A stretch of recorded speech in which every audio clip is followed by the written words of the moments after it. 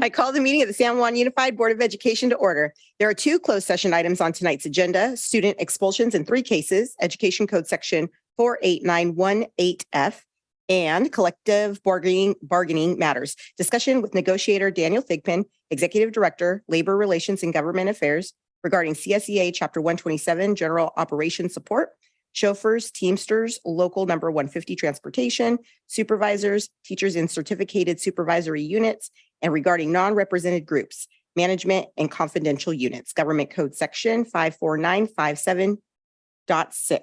We do not have any speaker cards on closed session agenda items. We will now move into closed session and we'll return to open session at 6:30 p.m. Good evening and welcome. I'm Zima Creason, Board President. To my left, I am so sorry.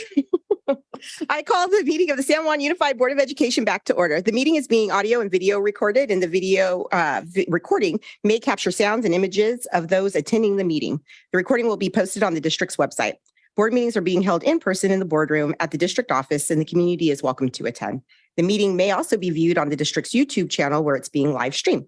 Please stand for the presentation of colors by the Del Campo High School Air Force Junior ROTC.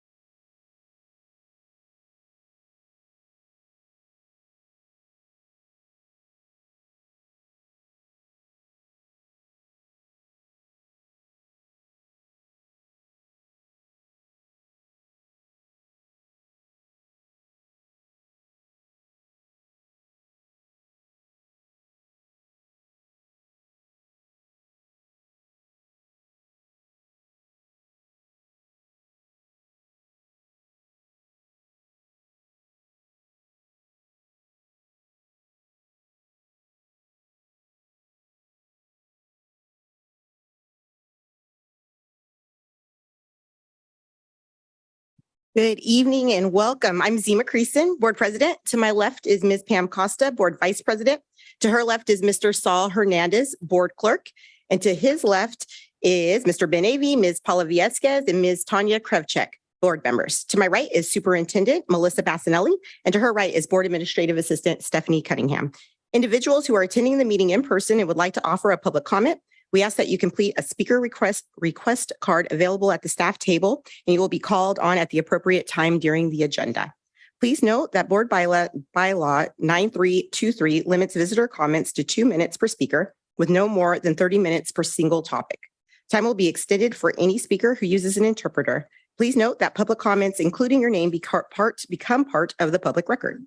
We are now at item D, approval of the minutes. Are there any corrections to the minutes? Seeing none, is there a motion to approve the minutes from September 26th? Moved by Ms. Viesquez. Is there a second? Seconded by Ms. Krevchek. All those in favor say aye. Aye. That was unanimous. We are now at item E1, High School Student Council Reports. Tonight, we will hear from student representatives from Bella Vista High School and El Camino Fundamental High School. Welcome, and let's begin with Navia Alkarwani from Bella Vista. And please correct me if I got it wrong.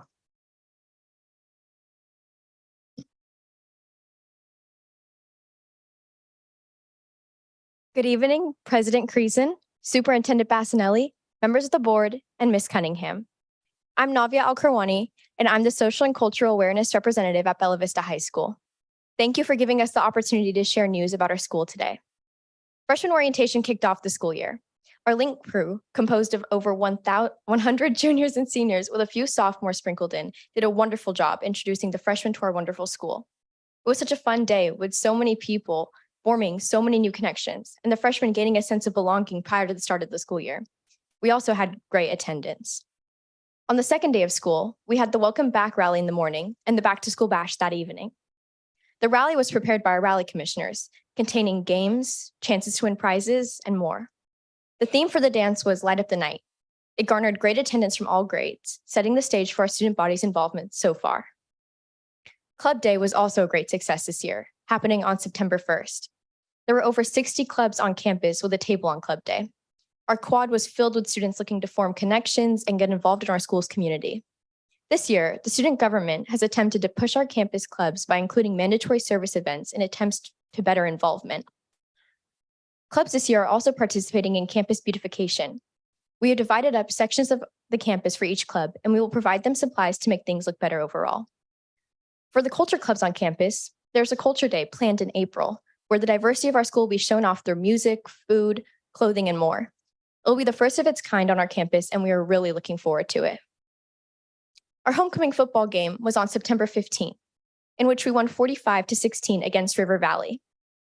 Our homecoming dance was on September 16th, with the general theme of Opposites Attract. Each class had their own separate themes. This homecoming poses a learning experience for student government, our school administration, and district leadership. There were concerns surrounding one portion of the theme, and some people felt it to be insensitive and offensive, making light of a very serious and unreformed problem in our society. Everyone involved acknowledges that we can all do better being thoughtful of multiple perspectives. Though the intent was always positive, the lens through which things were seen made some people uncomfortable and upset, rightfully so. Discussions surrounding this topic were held at our September Student Voice Forum, which is run by Mr. Irwin, and the student government is partnering with our culture-based clubs to take positive steps in becoming more culturally sensitive. BVPTSA just sponsored our annual craft fair this past weekend. There were over 200 vendors there, along with more than 100 parent and student volunteers. Following the craft fair, Bella Vista Student Government will host its annual Halloween extravaganza on Wednesday, October 25th from 6 to 8 p.m. We advertised to the local elementary schools in our area, holding carnival games, a haunted house, and a photo booth in our large gym at a very low cost. It's one of our favorite events of the year. Our staff volleyball game against Del Campo High School will be held on October 17th. This is the second annual BV versus DC staff game, and it's now becoming a tradition. The volleyball game supports the Susan G. Komen Breast Cancer Foundation, with all proceeds from tickets and a raffle being donated to them. BV has been holding Student Voice Forum for 2 years now, a program that was brought back last year by our principal, Mr. Irwin. It is a school equity team with students and staff included in it. Important discussions on our facilities, student needs, student safety, and more are held there every month. It has been an extremely successful group, with people coming back month after month to meet with their groups and make change. Safety on campus has been a large issue at Bella Vista since the beginning of the school year for both staff and students. Even though we still feel it is important to mention tonight. With about 1,950 students, we have one campus monitor, which causes great concern for staff and student safety. Incidents of drug use, fights, and students out of class has been occurring disproportionately compared to past years. We're the largest school in the district, but compared to other high schools within SJUSD, we have far less campus monitors on staff. Rio Americano has 1,850 students and 3 campus monitors. Encina has 650 students and 4 campus monitors. Casa Roble has 1,103 students and 2 campus monitors. Bella Vista has 1 campus monitor for almost 2,000 students. Staff and parents have emailed the district and we don't understand why our safety needs are being ignored. I'm here tonight on behalf of students and staff alike to tell you that they don't feel safe. It is frustrating that 2 months into the school year, no action has been taken. To help alleviate this problem, a PLC teacher group at VV has reached out to the parent community for volunteering with campus supervision. They call this group Mocha Movers, as they provide the parent volunteers with coffee as a way of saying thanks. They have about 7 parents willing to fill different shifts so far, but that hasn't happened yet. Thank you for your time and listening to our successes and concerns. We are not a perfect campus by any means, but we work hard and want to create the best possible atmosphere for learning to occur. Thank you for your time. Thank you. Comments, questions from the board? Mr. Avey. Thank you. We have new microphones that I'm getting used to. I think I'm too loud for these things. Navia, thank you very much for your presentation. And I think most importantly, diving right into some tough subjects, especially homecoming. I appreciate that not only you acknowledged it, but you talked about it, what the school's doing about it. I think that's an important step. And the same thing with safety on campus. Again, that's something we have to talk about as a community. So thank you for raising it. I can tell you I met with Mr. Irwin on Friday. He raised it as well. So you're on the same page. I did want to ask your title, the role that you have with the school. Can you explain a little bit more about what that is? I don't think that I've heard of that position within student government before. So it's a new position. It's only been held for, I think, 2 or 3 years now. This is my 2nd year doing it. What I do is I'm kind of in charge of the club culture days, and we make personal bulletins, which go out to every 4th period classroom in our school. And we provide resources for mental health months. We talk about racial discrimination during the racial acknowledgement months. Last year during Black History Month, I worked with the Black Student Union at our school, which is a very large and hardworking club, to make posters and put around the hall with quotes from influential Black people. We also held a lunch event, or we attempted to hold a lunch event that didn't go through due to bad weather, but we're hoping to bring that back again, where we're inviting local Black business owners around the community to come and on campus and talk about at lunch how they were able to succeed and get to where they are, and just provide encouragement for students on our campus. Right now, I'm working really hard with culture clubs to plan a culture day and get that going, since it will be our first one and we want it to run smoothly. And yeah, so that's my goal for right now, along with still acknowledging mental health months. Excellent. Thank you. And on a personal note, I will say for the first time, I'm looking forward to rooting for Bella Vista against Del Campo in the upcoming game. So go Broncos. I'm looking forward to it too. Ooh, Mr. Hernandez. I'm kind of waiting. Any other comments, questions? Ms. Krebchet. Okay. Testing. All right. Feel like we should have done a test round right before we got up here. Navia, I just really want to thank you for your presentation. You know, most of the time we hear the highlights of the positive things that are happening in schools, and those are great. And I love hearing those, but I think it takes courage also to share the concerns and the not so great things that happened. And, you know, I'm really glad when we're not happy that things like that homecoming happen, but it's good when you're younger and you can have conversations about it and grow and learn in a safe environment. And I'm really glad to hear that you're having those conversations on campus and then just coming here and sharing that with us. I appreciate that. And the concerns about the safety on campus, I don't know what we're going to do about it, but we'll have some more conversations about it. But I just appreciate that you had the courage to bring it up here. So thank you. Other comments, Ms. Viescas? I just want to also echo a thanks to you for using this time to come and advocate for your school. We heard you, I heard you. And so thank you for that piece. Thank you for all of the work that you do just on your own. I'm sure you have a team. However, all the things you just highlighted, that is a lot of work, and also keeping up on schoolwork, et cetera. And thank you as well for addressing the homecoming item. Appreciate the ongoing conversation as well. And though I know you're here kind of representing the full school. But it just, all of the conversations that have taken place since then, it's really helpful to hear. And I look forward to getting out to BV's campus sometime soon. Thank you.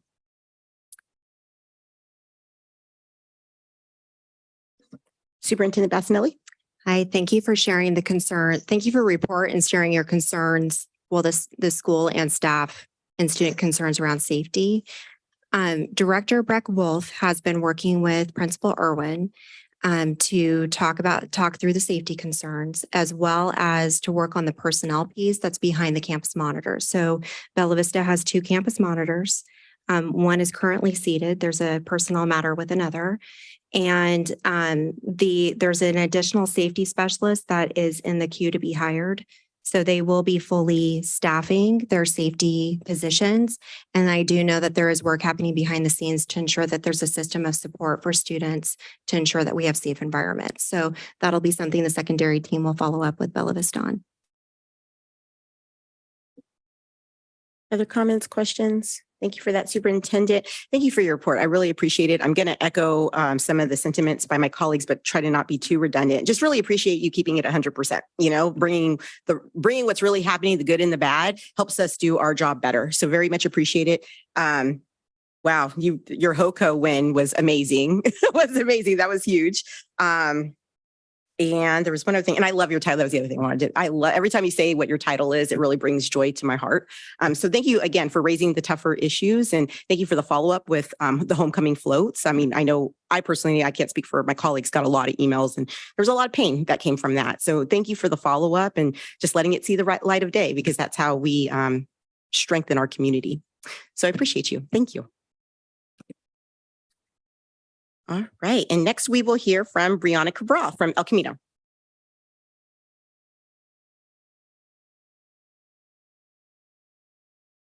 Good evening, President Creason, members of the board, Superintendent Ms. Bassanelli, and Ms. Cunningham. My name is Brianna Cabral. I am the ASB Vice President at El Camino Fundamental High School. I'm really thankful to have given the opportunity to speak on behalf of El Camino today. El Camino student government has been hard at work with our back to school club rush, rally, and our annual blood drive, all in the month of September. More recently, at our homecoming celebrations this past week, we had many students participating in the rally, homecoming parade, and approximately 800 students attended the dance. Our homecoming floats look beautiful. Every class did a great job building their floats. The seniors ended up winning again this year for the 2nd time in a row. Student government will not be focusing on our annual haunted house, which we use to kick off our annual canned food drive. We will also be hosting our first annual winter formal dance that will be taking place in December. The students are looking forward to an additional dance. Our choir has been performing at home football games and at both rallies. They have grown stronger together since Ms. Kelly took over. Ms. Kelly has been doing a wonderful job, and the students are really enjoying the class. They will have their fall concert on October 11th in the Performing Arts Center and their winter concert in December. Our band has played at every home football game along with choir and has been sounding fantastic. Along with that, they performed for the grand opening of C's Candy and Dee Dee's Discount and will be playing at the Del Paso Manor Fall Carnival on October 21st. They've been busy preparing for their fall annual concert, which will be held at El Camino on October 18th. Our EPI program has seen an astonishing enrollment growth by 95% and counting over the past 7 years. They've also broken record for students earning CSU units in the last year. They've also had the highest number of students earn job certifications last year, 46 students in total.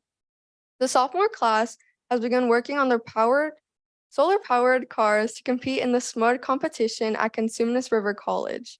The junior class has broken ground building their residential code-compliant shed, and the seniors will begin welding and fabricating their human-powered vehicles once they return in the 2nd semester. The Performing Arts program has been taken over by our new drama teacher, Mr. Disballo, and they're currently working on their play that will take place in December. The play is called Winter Break. We also have a drama club which meets every Wednesdays. They host musical theater karaoke nights as well as improv nights every couple of weeks. Our medical assisting program is under new leadership taken over by Mrs. Caruth. They're currently practicing sterile dressings and suture removals. The seniors will be starting their externships next week, and they will be using all the things they've learned in class, applying it to the real world. They'll be split up in dental offices, urgent care, and medical offices, putting their knowledge to good use. Our media program, including KYDS, has recently upgraded their computer lab with career tech funding from Perkins Grant. The Eagle Eye newspaper has been working closely with their new editors and are preparing to post weekly on their website. The KYDS is having their yearly audiothon in December on 91.5 FM or KYDS at .rocks. So feel free to tune in and listen to some exquisite music. Our ceramics classes have been working on relief sculpture tiles, and their next project will focus on the fall season. They'll be working on 3D sculpted Halloween pumpkins and Day of the Dead Calavera skulls. Our athletics program has recently added girls flag football. The players, along with Coach Cardoso, have been trying hard to make up for the late start they got this season. Our boys water polo team has been dominating this season with 8 wins, and they're second in the league. In our academic curriculars, the mock trial team has grown in size. Their case topic this year is about a murder taking place at the highest level of a family-ran corporation. Our academic decathlon has also added new members and are preparing for their competition. The students and staff at El Camino have been great as always. Thank you so much for giving me the opportunity to speak to you all today. I would love to answer any questions the board may have, and go Eagles.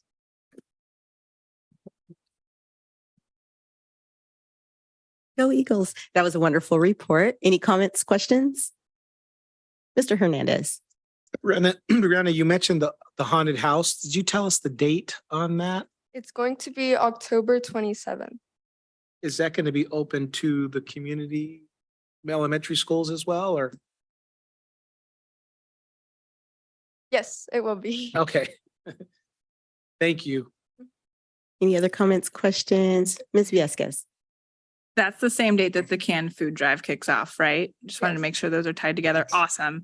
I took a lot of really amazing notes and then just concluded that if I was a student at El Camino, I'm not sure I could pick between all of the fun things happening because I would want to make sure I had my job certification, but also be part of the medical assistance program, but also be attending the fall concert. So it all just sounds like a lot of fun. Thank you for reporting it out.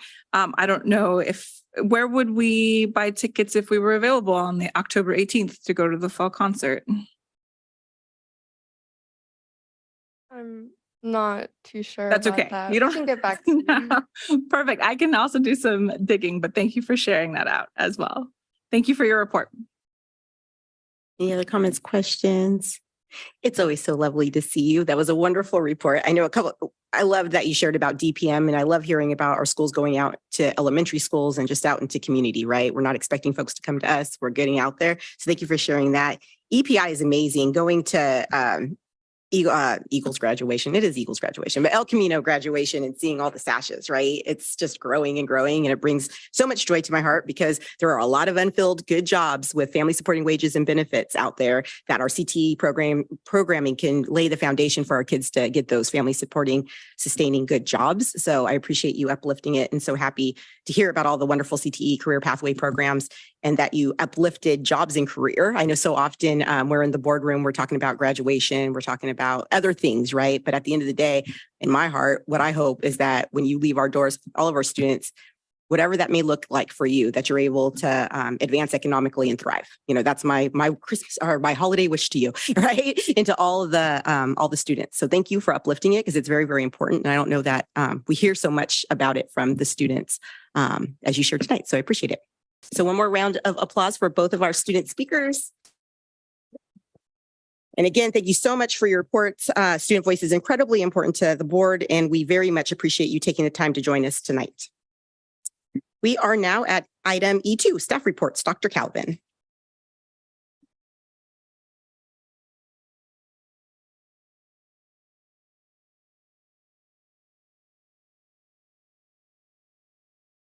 Good evening, President Creason, members of the board, Superintendent Bassinelli, and Ms. Cunningham. A college fair is an event where admissions officers and college representatives from a wide range of colleges and universities come to represent their school and showcase it to prospective students. They provide wonderful opportunities for students to collect admissions information on potential schools, learn more about colleges that are they're most interested in, and in some instances gain application fee waivers, on-the-spot admissions, and scholarships. San Juan Unified hosted 2 such events last month. On September 14th, the Historically Black Colleges and Universities, HBCU Fair, was held at El Camino High School from 1:30 to 3:30 p.m., and San Juan Unified students and their families seized the opportunity. This year, 410 students attended the event, which reflected a 36% increase over last year. We also had 96 students, almost a quarter of our attendees, receive on-the-spot acceptances, and 34 of those students received scholarships, which totaled over $541,000. And it also included 2 full rides. This means that a significant number of our San Juan Unified students left with an early connection to college, a clear path to enrollment, an amazing opportunity to attend an HBCU, and wonderful prospects for the future. HBCUs do not engage in exclusionary practices, and students of all ethnicities, races, and nationalities attended this event. Our partnership with the United College Action Network, UCAN, and our high school counselors played a significant role in the development of this kickoff and for San Juan Unified College Week, which occurred from September 18th through September 22nd. On Monday, the 18th, students, teachers, and staff decorated their doors for the colleges of their choice. On Tuesday of that week, virtual college visits were held all day, encouraging participants to explore colleges through online tours provided by Princeton Review and UVisit. And on Friday, College Gear Spirit Day saw students and staff wearing their college gear or dressing up as their favorite mascots. College Night 2023 occurred on Thursday, September 21st at Rio Americano High School from 5:30 to 7:30 p.m. and provided an opportunity for attendees to meet college representatives from over 75 institutions, including CSUs, UCs, private schools, community colleges, and military academies. Buses were provided for transportation from all high schools, with full buses arriving from Encina and Mesa Verde. 150 students in total rode the 6 buses traveling from each high school, and approximately 600 students total attended the event. What made this College Week even more impactful was a collaborative effort across different departments within San Juan Unified. The communications team, family and community engagement, and the equity team all played a major role in planning and implementation of the College Night held at Rio Americano, where the special education department and professional learning and innovation were also represented with informational tables. All played a crucial role in orchestrating a seamless and engaging event. I'd be happy to answer any questions that you may have. Thank Also you. have Our Director of Equity with us. Thank you so much. Comments, questions? Mr. Hernandez. Dr. Calvin, I'm just curious on the students that attended the September 14th, that 96 acceptance and 2 full rides. Do they bring their transcripts to that? Yes, they do. And just in case they forgot, we have our wonderful lead counselor Tracy there, who has the ability to pull it up for them. It's awesome. Thank you. Any other comments, questions? I do. So I had the opportunity to attend the event both as, SJUSD helper and Caden's mom. And it was fabulous with both hats, either hat you put on. It was wonderful. So I got to interact with Caden and his friends. There was pizza, there was food there for the kids. So they're not just sitting there starving and not paying attention, just the camaraderie of it all, the conversations that are happening, that everyone comes to speak to what you asked. Everyone comes loaded with their paperwork and ready to go. It was really, really beautiful. And I'm just so thankful that we take the time to do this during the school day so that all kids really have access to it. That's so important since it's only held in one spot, that we really are very proactive to make sure that anyone that wants to be there can be there. So And hats off, you mentioned all the team members that made it happen. I know when I was looking around, I felt like I saw everybody. It was like a family reunion at El Camino.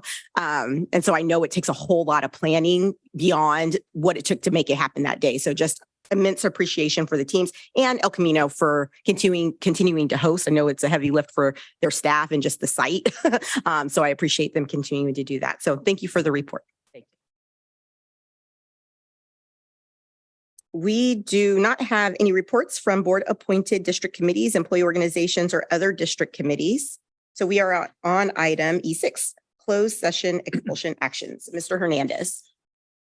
The board voted unanimously to accept the written two stipulated suspended expulsions in case numbers S07, S08, and one stipulated expulsion in case number S09. Thank you. And now we are at item F, visitor comments. We do not have any speaker cards for general visitor comment. So we are now at item G, consent calendar. Do any board members wish to remove any items from the consent calendar? Seeing none, is there a motion to approve items G1 through G9? So moved. Moved by Ms. Costa. Is there a second? Seconded by Mr. Avey. All those in favor say aye. That was unanimous.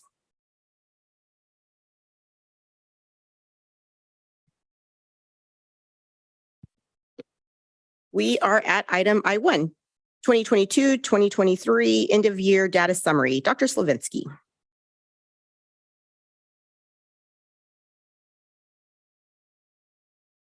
Good evening, President Creason, members of the board, Superintendent Bassanelli, Ms. Cunningham.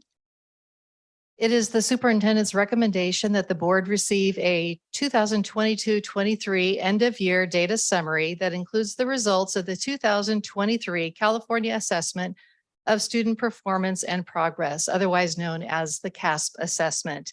So it's my pleasure to introduce Dr. John Tornatori, our Director of LCAP and Continuous Improvement, as well as Mr. Chris Smith, our Assistant Director of Assessment, Evaluation, and Planning, who will provide the report this evening.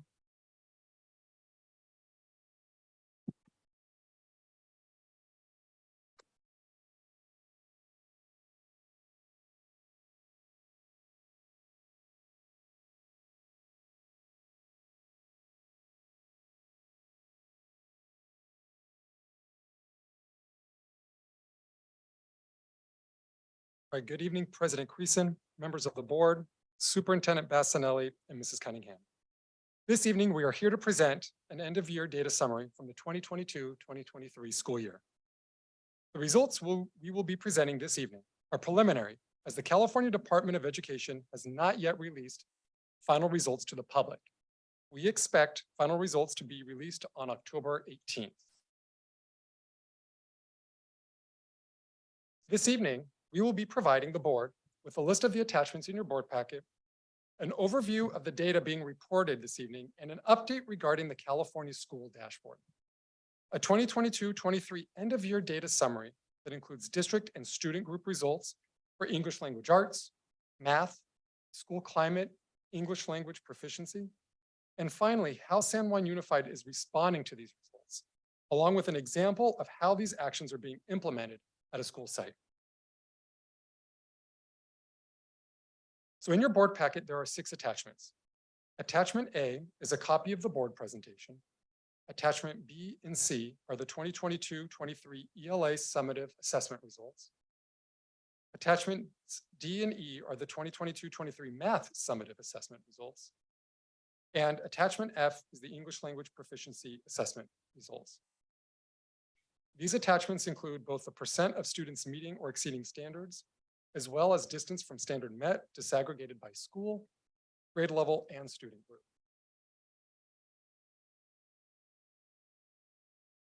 So in San Juan Unified, we value and use both summative and formative data to guide our inquiry and improvement work. We collect summative data at the end of a learning period to measure the achievement of goals and standards, and we also collect formative data during the learning process to inform and adjust strategies.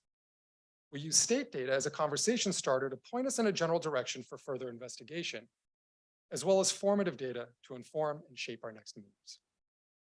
This evening, we will be providing the results of the summative data that will be reported on the 2023 California School Dashboard that reflects student performance during the 2022-23 school year. In February, we will provide a mid-year update that will include formative data to assess student progress during the current 2023-24 school year. So the summative data we will be sharing this evening will include both the percent of students meeting or exceeding standards, as well as distance from standard met, measured by scale score points. It is also worth noting that this data is preliminary until the California Department of Education releases its final results. The percentage of students meeting standard is reported on the CDE's data website, DataQuest, and emphasizes a student's current year status level across a continuum using below, approaching, meeting, and exceeding standards.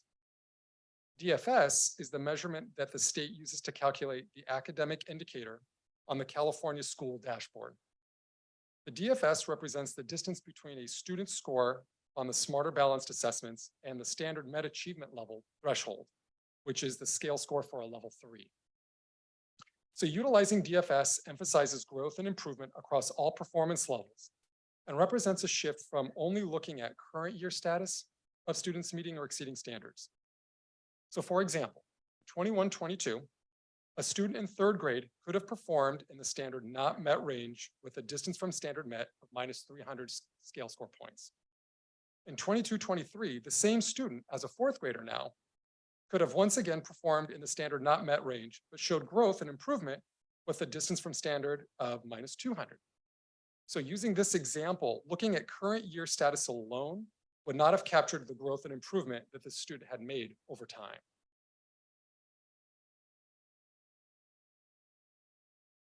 So the California School Dashboard reports how districts and schools are performing on multiple state and local measures that make up California's accountability system.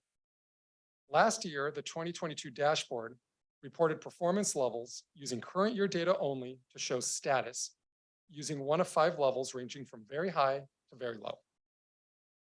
The dashboard reported status only because 2 years of data was not available to show the difference between current year performance and prior year performance. The data was not available because in 2021, state law suspended the reporting of state indicators due to the COVID-19 pandemic. This year, however, the 2023 dashboard will return to reporting performance levels using colors: the blue, green, yellow, orange, and red. Blue represents the highest performance level, while red represents the lowest performance level. These performance levels were determined using 2 years of data and reported the difference between current year 2023 performance and prior year 2022 performance to show growth or decline over time. So now I'm going to turn it over to Chris Smith, our Assistant Director of Assessment, Evaluation, and Planning, who will be sharing the results of our data.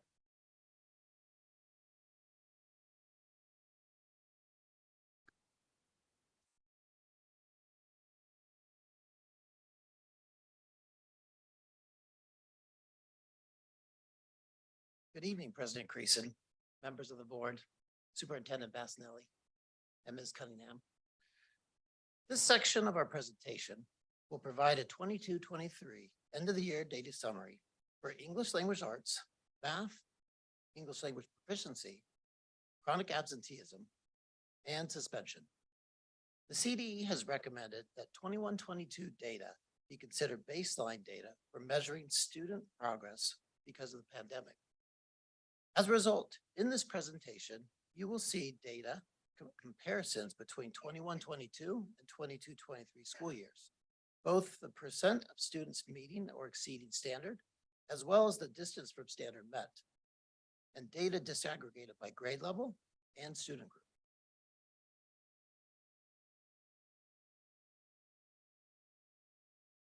From March through May, San Juan students in grades 3 through 8 and grade 11 participated in the California Assessment of Student Performance and Progress Assessment, known as the CASP, in English language arts and also math. There are 2 sets of performance measures displayed on this slide.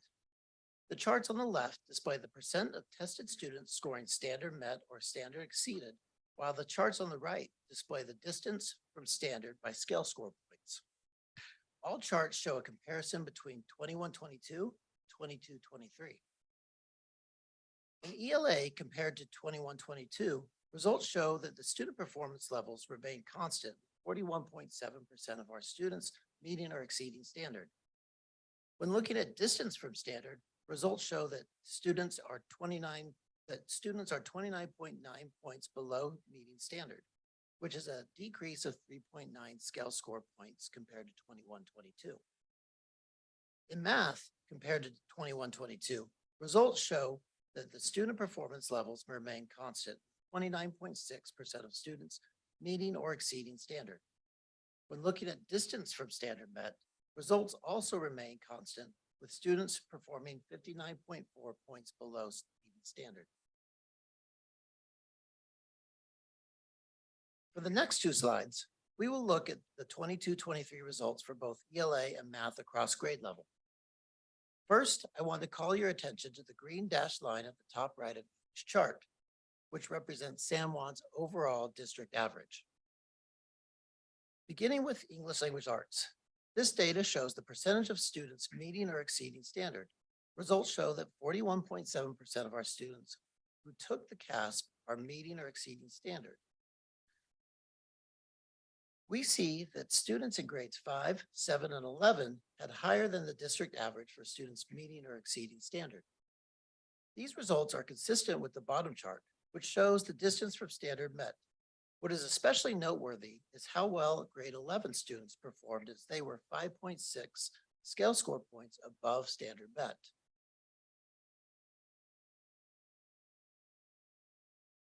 This data shows both the percentage of students who participate in the CASP for math that are meeting or exceeding standard and their distance from standard met. Results show that 29.6% of our students are meeting or exceeding standard. And we see that students in grades 3, 4, and 7 scored higher than the district average. Looking across grade levels, grade 3 significantly exceeded the distance from standard, DFS, by 20.5 scale score points. Grade 11 performance, however, was 28.4 scale score points below the district DFS. This is especially noteworthy since grade 11 students exceeded the district average in ELA by 35.5 points and was 5.6 points above standard met.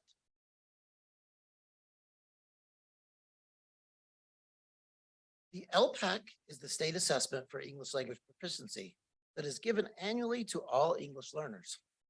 Looking at our overall performance data on the far left, results show an increase in students scoring at level 1 and 2, and a decrease in students scoring at level 3 and 4 between 21-22 and 22-23. However, when disaggregating student performance by number of years in U.S. schools, there is a decrease in performance levels 1 and 2 and an increase in performance levels 3 and 4, indicating that student language proficiency and performance is improving over time.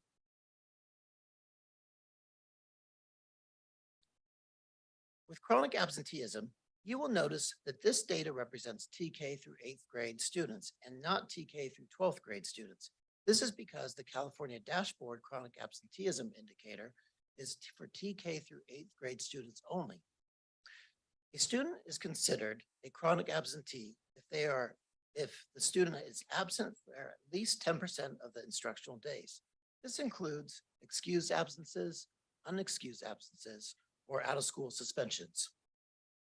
According to the California Department of Education's dashboard, a decline of more than 3% from the prior year's status is deemed significant. When comparing 21-22 to 22-23, San Juan Unified showed significant improvement by reducing the chronic absenteeism rate by 8.8%.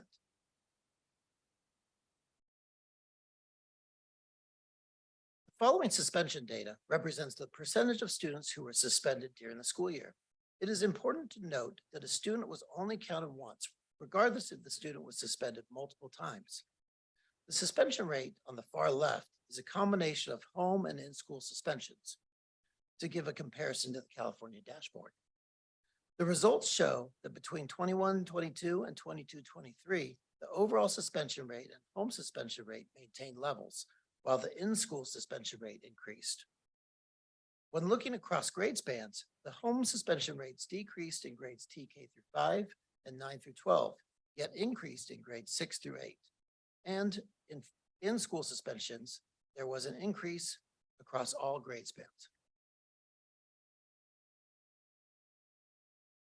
Next, we are going to share our district data disaggregated by student group for the 22-23 school year, so we can see and learn where disparities exist and where to target our actions moving forward. To begin, here is a look at how our student population in 22-23 compares to 21-22.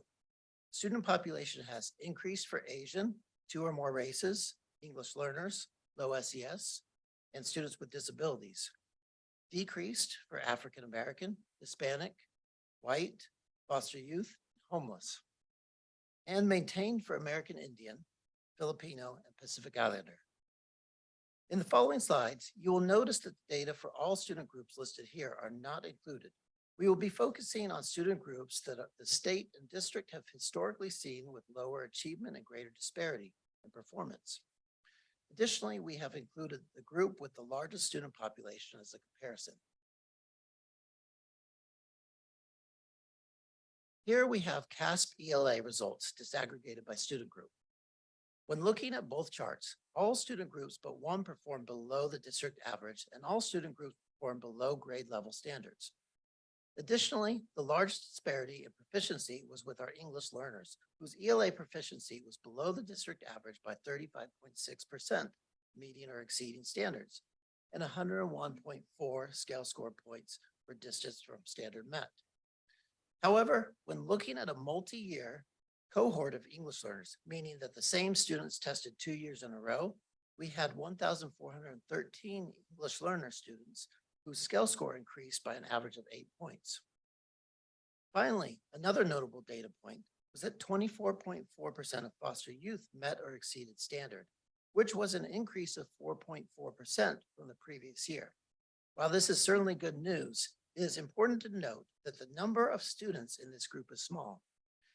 This means that a change in performance for one student in the foster youth group will have a greater impact on the data compared to other student groups listed.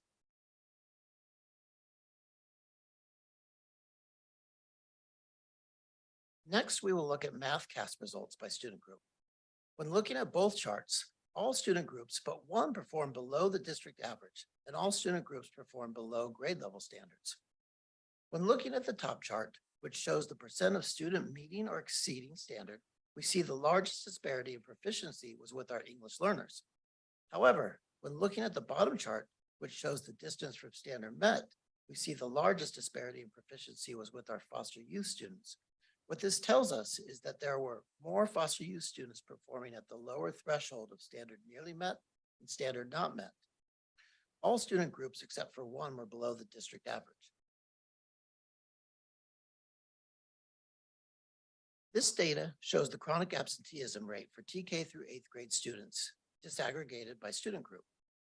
Students experiencing homelessness had the highest rate overall. However, we are seeing improvement in attendance. Even though students are still meeting the threshold for being chronically absent, which is missing more than 10% of school, they're missing far less school than in past years. Additionally, it is worth mentioning that compared to 21-22, English learner, students with disabilities, African American, and Hispanic student groups all saw a decrease in chronic absenteeism by 9.6% or greater. The following 22-23 home suspension data is disaggregated by student group for students in grades K through 12. All student groups had a rate above the district average except for English learner and white students. Student groups with the highest disparity in home suspension rates were foster youth, African American, and homeless students.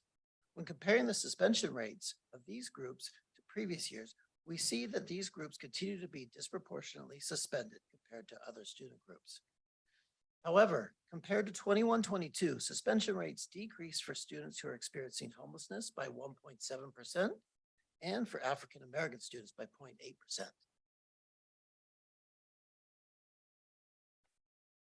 Similarly, in-school suspension rates were at or below the district average for English learner, Hispanic, and white student groups, and above for all other student groups, with the largest disparity existing for foster youth students. When comparing these percentages 21-22. This is a reduction for all student groups except for low SES students.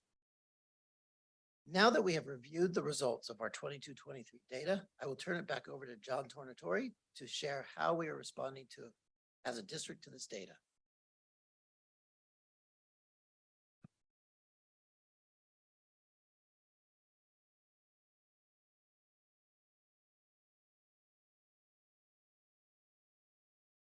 Okay, so for the final part of our presentation this evening, we would like to share with you how we are responding to the data.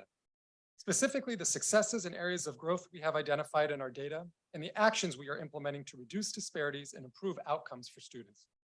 Additionally, we have both the current and former principals from Like and K-8 who will share how they use data to guide their improvement work at the site level. So an area in the data where we saw success was in English language arts, specifically in grade 11, where students performed above state standards and above the district average. This result is one that we are curious to learn more about and need to explore further to better understand the factors that contributed to this positive outcome.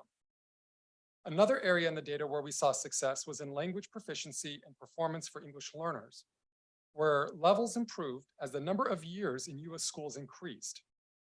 Actions that we believe contributed to this positive result included Lexia English, which offers personalized learning paths for English learners, especially emergent bilinguals, to develop their reading, language, and literacy skills. The program engages students with interactive activities, gamified elements, and allows teachers to monitor progress through detailed reports. This program was available district-wide to students with English language proficiency levels of to be determined, novice, and level 1. And at schools with a high density of English learners, full site licenses were provided, allowing access to all EL students. Using EL Achieve, our emergent bilingual students were provided support in English language arts and literacy skills through professional learning opportunities for staff and family community engagement activities. This program is aligned to the domains assessed on the LPAC and focuses on listening, speaking, reading, and writing with an emphasis on speaking and writing. Last year, this program was piloted at Del Paso Manor and was successful. This year, we've scaled this opportunity up to include 7 sites that include Del Paso Manor, Cottage, Carriage, Star King, Kingswood, Cowan, and Mariemont. And then finally, using extended designated ELD for newcomers, students who are new to the English language and US education system were provided additional language support focused on vocabulary building, cultural sensitivity, and content support. So this program ensures that newcomers can access the core curriculum, integrate all language skills, and fosters a positive learning experience so that they can succeed academically and linguistically. For chronic absenteeism, actions that we believe contributed to this positive result included increased focus on school attendance and intervention, improved partnerships between our attendance department and school sites, and expanded transportation options for homeless and foster youth. In addition to these actions, we also believe a key factor that contributed to this improvement was the gradual and ongoing lifting of COVID restrictions that prevented students from attending school for extended periods of time. And then finally, regarding suspension, we saw a decrease in home suspension rates for homeless and African-American students. We believe this improvement was a result of ongoing conversations with site leaders focused on disproportionately suspended student groups, an increase in the implementation of alternative practices to suspension, such as restorative practices, de-escalation strategies, and social emotional learning, and supporting teams with using data to calibrate and inform responses to student needs. So examples of schools that are successfully engaged in this work included Catherine Johnson, Lichen, Mesa Verde, and San Juan High School. Focusing now on areas for growth, to improve ELA proficiency for students, we are focusing on the science of reading using the professional learning program called Language Essentials for Teachers of Reading and Spelling, known as LETTERS. LETTERS focuses on the foundational literacy skills needed to learn to read. This year, we have a cohort of over 50 teachers, and over the last 5 years, approximately 400 teachers have engaged in this professional learning. This steady increase in participation each year suggests that teachers are hearing about and seeing the benefit of this program, which is leading to greater demand and interest, which we plan to meet. Additionally, to meet the specific needs of our English learners, Our English learner and professional learning department are collaborating to provide professional learning opportunities focused on instruction that uses both the state content standards and ELD standards in tandem. This approach, called integrated ELD, supports students who are learning English as a new language with the knowledge and skills needed to access academic subjects, but also meet the state subject matter standards for college and career readiness. And just like ELA, to improve math proficiency, we are focusing on foundational skills through math recovery. This strategy both complements and builds on our letters work.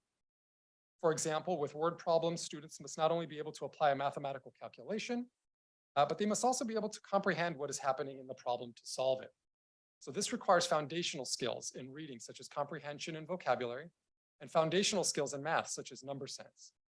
So examples of schools that are engaging in this work include Stark King, Hoyle, Northridge, and Grand Oaks.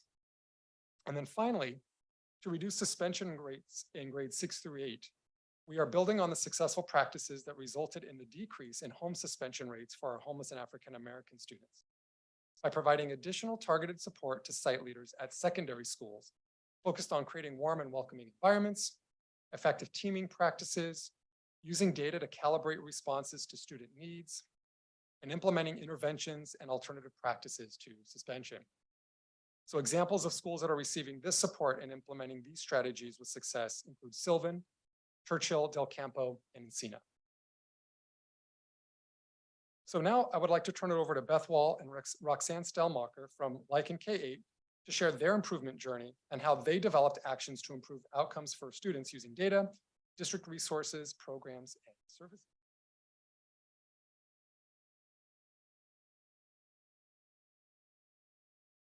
Thank you. Hello, what an honor to be here tonight. It was a risky choice because John and Chris know I'm more suited for running a spirit assembly than I am presenting at a board meeting, but here we go. So when asked to speak on behalf of Liken's data, the first thing I was thinking is I would normally go to my site leadership team. I would say, hey, everyone, we've been asked to present at the board meeting. What should we share out? And then I realized I'm no longer leading that school, so that's kind of awkward to call the site leadership team. So we tapped into Roxanne's skills to see what's the bridge to, what have we done, and then what are they currently doing? So I'm just going to share a little bit about our journey. Starting my journey there in 2018-19, we know what all happened that year. 1920, no CASP. Roxanne was there as my vice principal and helped launch as many initiatives as we could. 21-22, we had our first year of data that came in, and that was a really tough pill to swallow. And 22-23, we actually had something to look at and sink our teeth into to compare what it is that we were really going all out and trying. So I'm going to share with you a few of the things that I think that the team really focused our energies on. And Roxanne can speak to it more because she's currently leading the site. So some of the factors I think that contributed to the improvement is we did a full reboot of PBIS, which is the positive behavior intervention supports. And that helped with student behavior. And that also helps with students social emotional. And it was a reboot, like Sean Bollinger coming out. We did trainings. We reorganized how the systems ran at the school, and the kids responded very positive to that. As you know, we were all given an amazing 1.0 opportunity plus ELO funds to decide how we wanted to spend it. And that truly, I think, was probably one of the biggest gifts and indicators to our success. It's not very often that you get the opportunity to say 1.0 FTE, like, what are we going to do? So the leadership team, we brought it to the staff and we took a vote, and unanimously the staff decided on an intervention specialist for our school. And I invited Molly Sutherland to be here because she's the one that's been doing the work at Lichen. This is her third year there, and I'm going to share her data in just a minute. Also, Title I K-8s, I don't know if this is common knowledge, but they receive a 0.2 overage that is designated specifically to math supports for our students who are going to be heading into high school IM1. And we had an 8th grade teacher who taught every day during her prep. And the data was just unbelievable in the 22-23 school year. We also really focused in on after-school tutoring. We had 4 designated teachers that agreed to do tutoring for the whole school year. We partnered with Bridges, our after-school program, to make sure that all of our students who were in Bridges who needed the support of tutoring were able to be picked up from Bridges, brought to tutoring, fed their snack, delivered their lessons, and then delivered back to Bridges. Another thing that we took very seriously last year was the small stipend that's given to a staff member to be the coordinator with Bridges. That job was taken on, and the person who led that work really dove in and even went in and helped during homework time during Bridges and helped the Bridges staff understand better how they could support our students during homework time.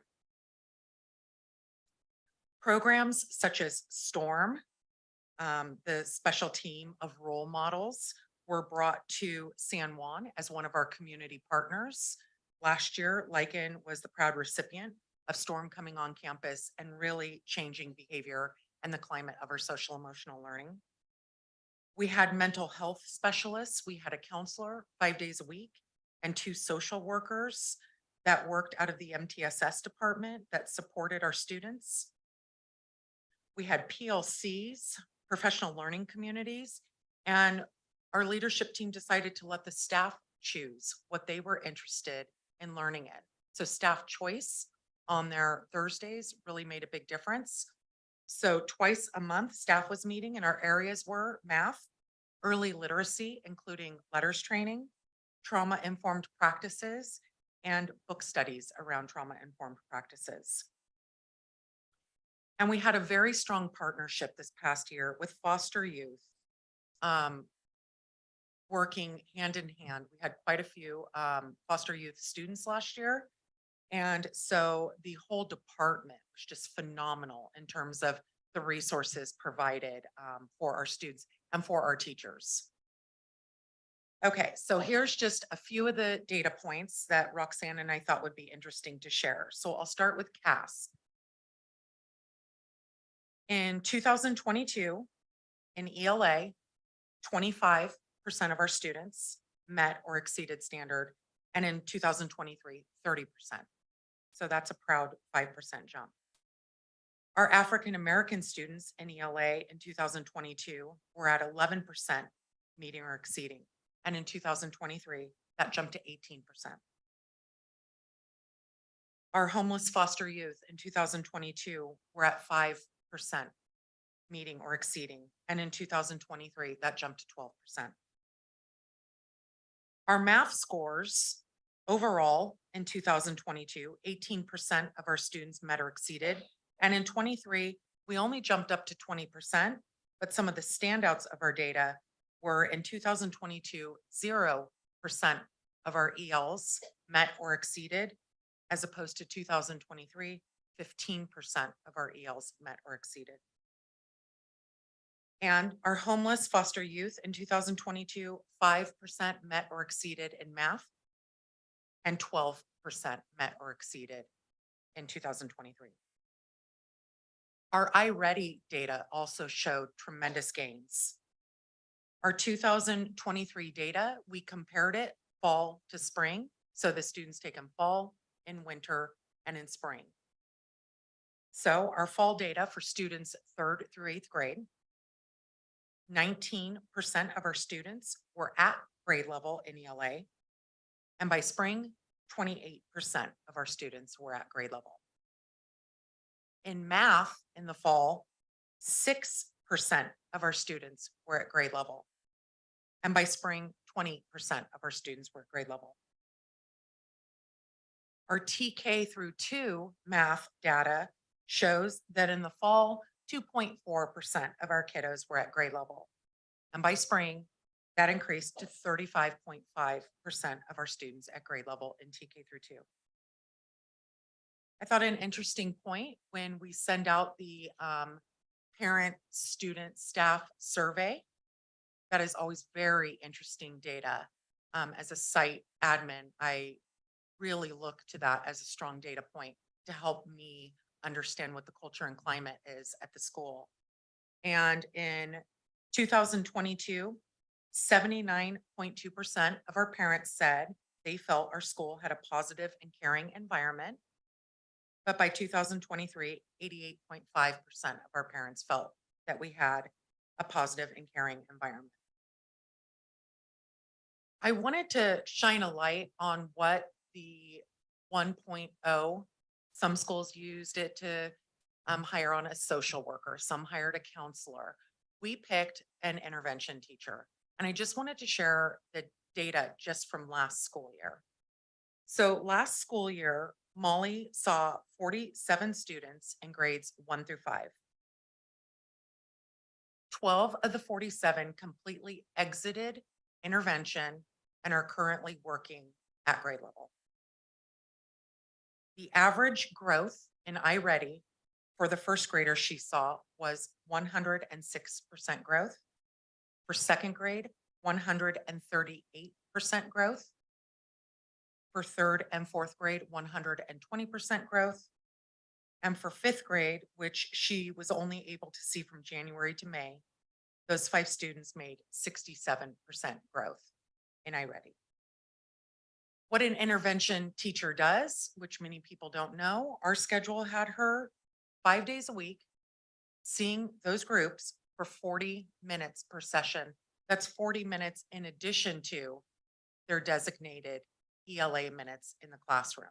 So Molly was specifically ELA, and Roxanne's going to share a little bit about what they're doing this year. But it's not just what she's doing in there, it's also what she's using. So our staff was highly trained. We had mentioned letters earlier.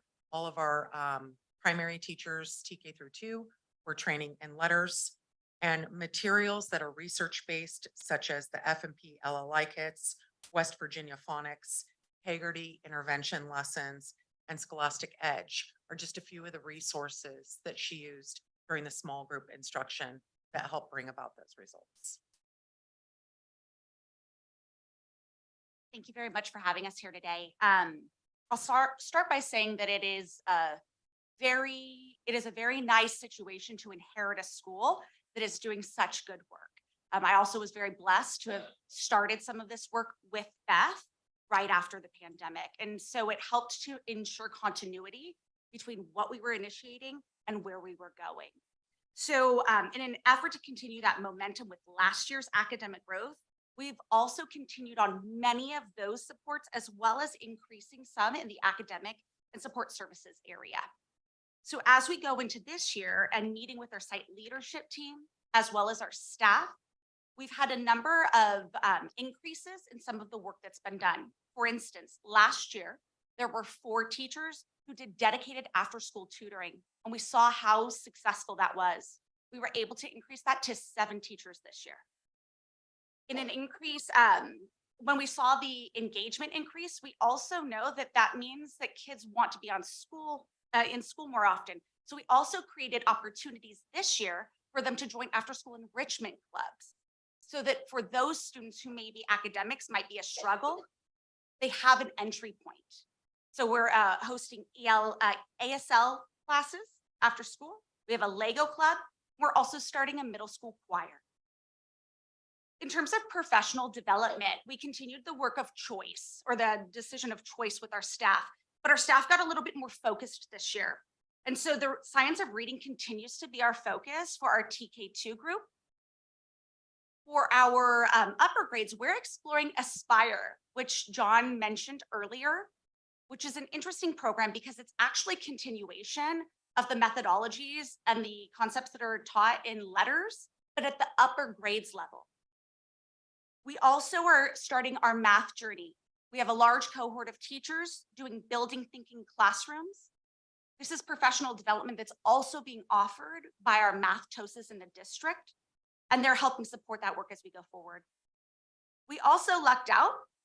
Last year, Beth signed us up to do a pilot, and it's the expository reading and writing pilot for middle school. The great news is that I piloted this curriculum for the high school level in 2016, And so I'm very familiar, and it's nice to be able to step in and see how that's being modified for our middle school levels. We also are continuing our book study focus in areas of trauma-informed practices and equity. One of the additions that was determined last year through a staff conversation with site leadership was to really start focusing on that chronic absenteeism and that family community connection between the families and the school.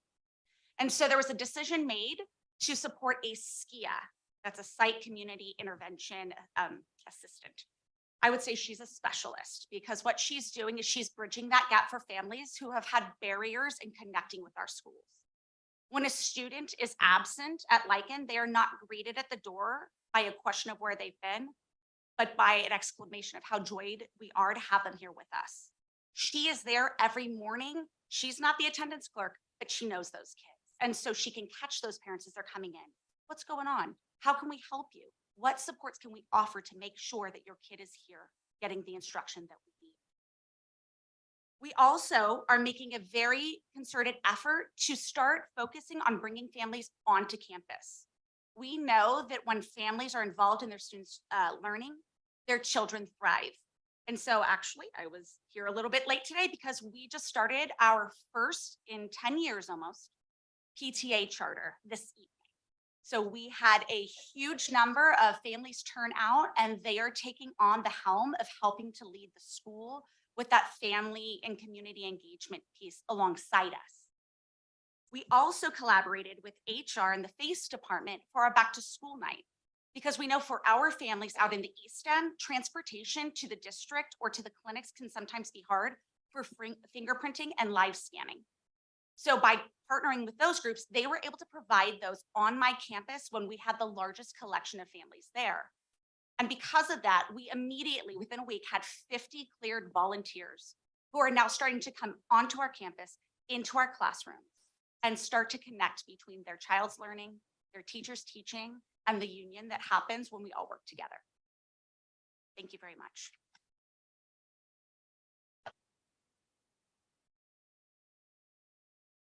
So President Creason, this concludes our presentation this evening, and we're happy to answer any questions from the board. Thank you. Thank you so much. Comments, questions?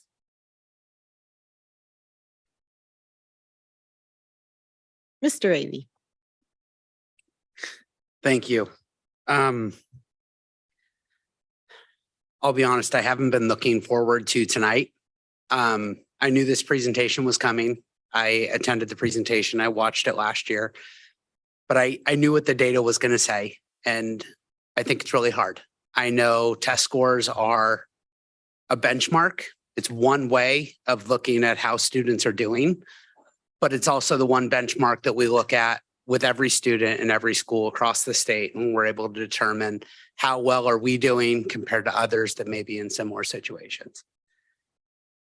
And there's some positive news. Chronic absenteeism is down. That's fantastic. It looked like our CASP math scores were about even. I need to better understand the distance from standards met. I need to better understand that, but it seems like that may be a good tool to help us understand where we're progressing. But I can't overlook, I can't ignore the fact that all student groups are below standard. I was meeting with a principal last Friday, and we were talking about things, and he said he was at a 2, but he was hopeful that by the end of the year he'd be at a 9. And I feel like that's where I'm at. We had the professional development training presentation last week. We've heard about what you're doing at Lycan K8. We're hearing about a lot of different initiatives, a lot of the ways that we use the ELO funding in unique and interesting ways. And I'm really hopeful that those strategies are going to start bearing out. I was hopeful that we'd start seeing it in the test scores this year. I think that was probably a little bit hopeful. I think this is kind of the first year that we're kind of back to normal. But I am hopeful that some of the strategies we put in place are going to start bearing fruit. Because it's hard seeing that data. And I do hope that we are going to get there. And I know that everybody's committed to it. I know everybody cares about it. But I can't go through the presentation without lifting it up, because I think it has to be our North Star of where we're going, and keep an eye on that benchmark. So thank you for the presentation. thank you for all the work that's going on. I know everybody is deeply invested in this and we're in the same journey. So thank you.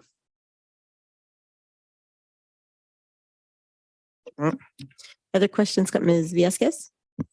Thank you very much for the presentation. And at the top, it was indicated that the data wasn't preliminary. What shifts, if any, do you expect to make this final? It seems like it's pretty solid, but I'm just curious if there's any factors here that would change to when the data is final. So a student group are, there's a student group that is missing from. Yeah, I'm not sure if your mic is on. It might be, but we still can't hear you. So maybe bring it closer or. Can you repeat the question one more time? Sure. There was an indication at the top of the presentation that the data is not final yet. I'm just really the point of my question is, should we expect any significant shifts? Like what part of this is missing to become final? No, there shouldn't be any significant shifts in it. It's part of just the stamp of once it's presented with the state and it's finalized. The one thing that is not included on it that will be included with the distance from standard once it comes out of the dashboard, the academic indicator, is our alternate assessment students. That data gets rolled up in that portion as well. So that's not. Okay, that's helpful. Thank you. And there was one point, I appreciate the site perspective. That's also very helpful, particularly just to kind of get the narrative from prior years. I really appreciate the enthusiasm and all of the work of the one FTE, but it's also, and I want to celebrate you. Yes, good job.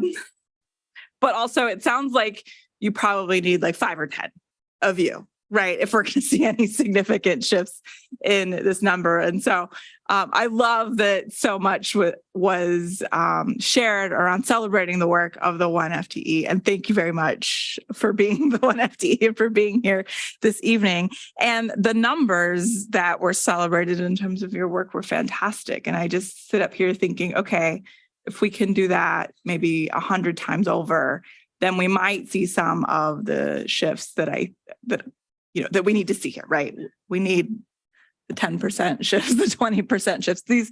I echo the sentiments of Mr. Avey. They're hard numbers to look at and to absorb, but at the same time, and I think we have all seen this as well, when you get out to the sites, there's no question that there is shared understanding of these numbers, that there's shared understanding of the challenges presented here, and that each and every one of our site leaders is saying, what can I do every single day to improve that? And so I do appreciate that every time I step on a school site, that it's very clear that we're all working towards better. It's a pretty big hill to climb here. The one specific question that I had, and it actually might be two, you named specific sites related to supports, and I'll move us to the slide. I don't know if our numbers match in here. I have it as slide 22, where you had discussed the extended ELD for newcomer students and then indicated a couple of sites. The two that I wrote down, but I know the list was not complete, included Cowan and Marymount.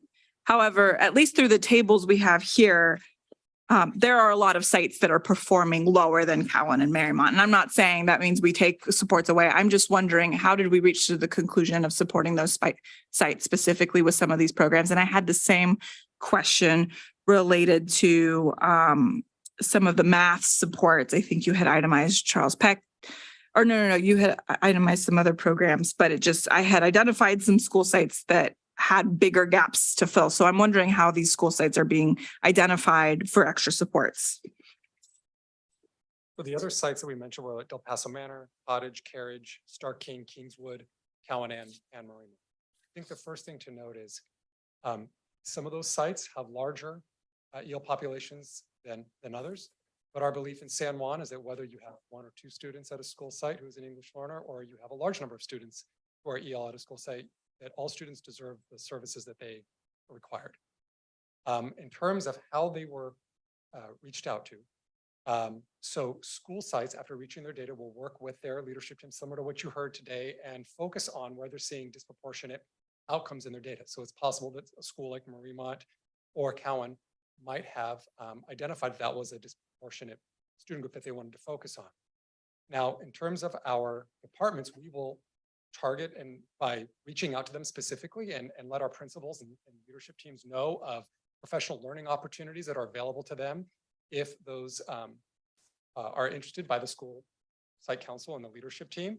And then it's not one size fits all. So as you heard from our PLI department last time, that then our department leads will go in and really provide differentiated supports to the school sites to meet the specific needs of our schools and their students, depending on what those needs are. That's helpful. And if you could, I invite you to correct my understanding, which I'm going to share with you of what I just heard, which is that for the most part, it's on a volunteer basis from the sites that identify their specific needs, correct? Correct. And I guess I just want to flag that if it's dependent on individuals who raise their hand, we may just end up kind of perpetuating some inequities only because, you know, a school site felt like they had a little more bandwidth to take on extra support or something like that. And so that's what raises for me as a potential challenge, and I wanted to voice it. And I think for the most part, I just want to do a quick note check here. The other recurring thing, I know we've talked about it more than once here on the dais, but it goes back to the one FTE and ELO funding, just this big weight. I don't even know if it's an elephant in the room. I think it's like a circus in the room of like, what do we do next? What does our post-ELO environment look like? And so the presentation just continue to highlight an ongoing need for that. And I'm going to voice that as well. And that is all for me. Thank you. And I would just add, stay tuned to October 24th, our next board meeting. Other comments, questions from the board? Ms. Krivchak. It's very confusing that the light down here is red. Okay, you're with me, you're nodding. Thank you. I know it's something so simple, but that's, thank you for the report. I echo what my colleague said. It was probably the hardest thing that I've read so far in my short tenure on the board. And I had a conversation with Superintendent Bassanelli because I thought that she's going to be able to provide some more context, some more explanation, something that surely I'm missing somewhere of why the data or why the results were so low, particularly for math. And I almost got to this depressing state where we've been talking about, you know, the new normal post-COVID and thinking, surely this is not where we're staying. Like, is the new normal mean that this is as good as it gets? And so I really appreciated hearing the report from Lycan and seeing those progress points, because we are making progress, and that's very encouraging to hear. And regarding that data point of how far we are from the threshold from, goodness, what is it called? Distance from standard met, that is helpful actually to understand, because if we're not meeting the standard, but we are making improvement, that's still improvement, particularly for English learners and some of the other groups. So I really appreciate that. And also congratulations on your PTA. That's wonderful. I'm very happy for you. It's a big deal. So thank you for sharing that. I guess I'll just voice some of the questions that I had asked of Superintendent Bassanelli is, at what point when we look at this data, do we like circle the wagons and say, you know, we really need to pay attention here to this group or to this school? And you had highlighted 11th grade as being over the standard met for, I think for most of the, well, it's just standard, right? It was 11th grade was the only one that was performing at grade level overall. I'll have to find this slide.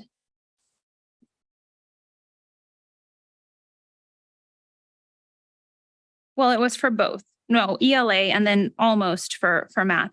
And yet when you look at the high schools, only 5 out of the, I'll say 12, I won't count Laurel Rough.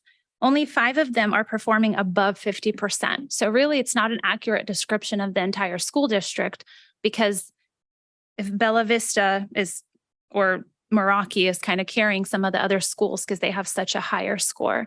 So when we think about individual schools and their performance, at what point do we start thinking about additional supports and programs and things that we need to bring into those schools to just improve those scores? Does that make sense, that question? Yes. So I think 2 most recent items that were brought forth to the board at the last meeting. that are Sorry, provided- John, yeah. Okay, sorry about that. Better? Yes, Okay. thank you. Most recently, I think 2 initiatives in which we as a district are responding to the data and then essentially bringing folks together to improve in those areas would be around our letters work and the math recovery. I think that's a really good example of how we are looking at our state level data as a conversation started to realize this is an area for improvement. You've heard that over the last year, there's been a coordinated and very purposeful approach to not only identifying what those specific needs are in those 2 areas, then from our PLI department to intentionally reach out to our school sites to offer and provide those professional opportunities, not in one size fits all, but in a very differentiated manner. And then just that ongoing process now of trying these new methods out, collecting data to see where improvement is, and then making adjustments along the way.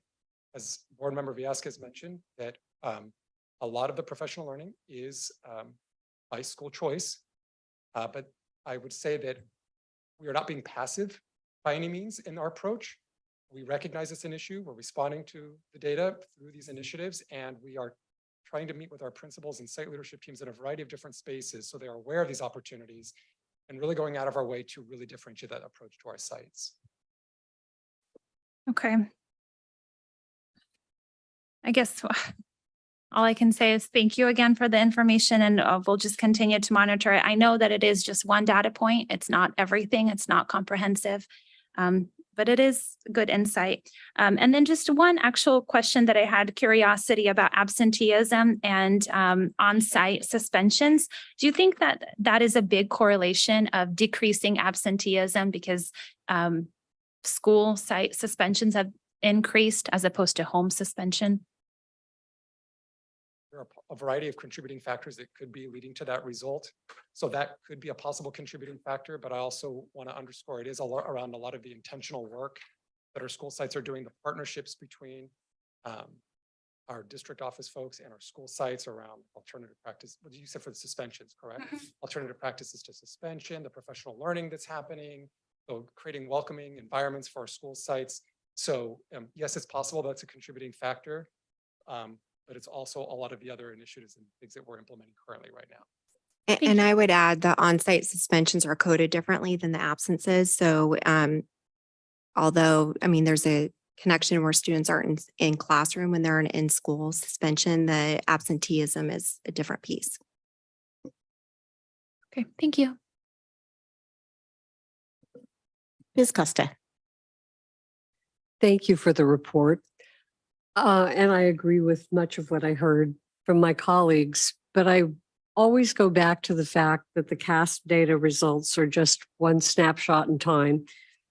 And school and district staff use so many other methods through formative and summative assessments. And Mrs. Wall really did a fantastic job of describing exactly that with the iReady data, and with the parent survey data and the intervention teacher data.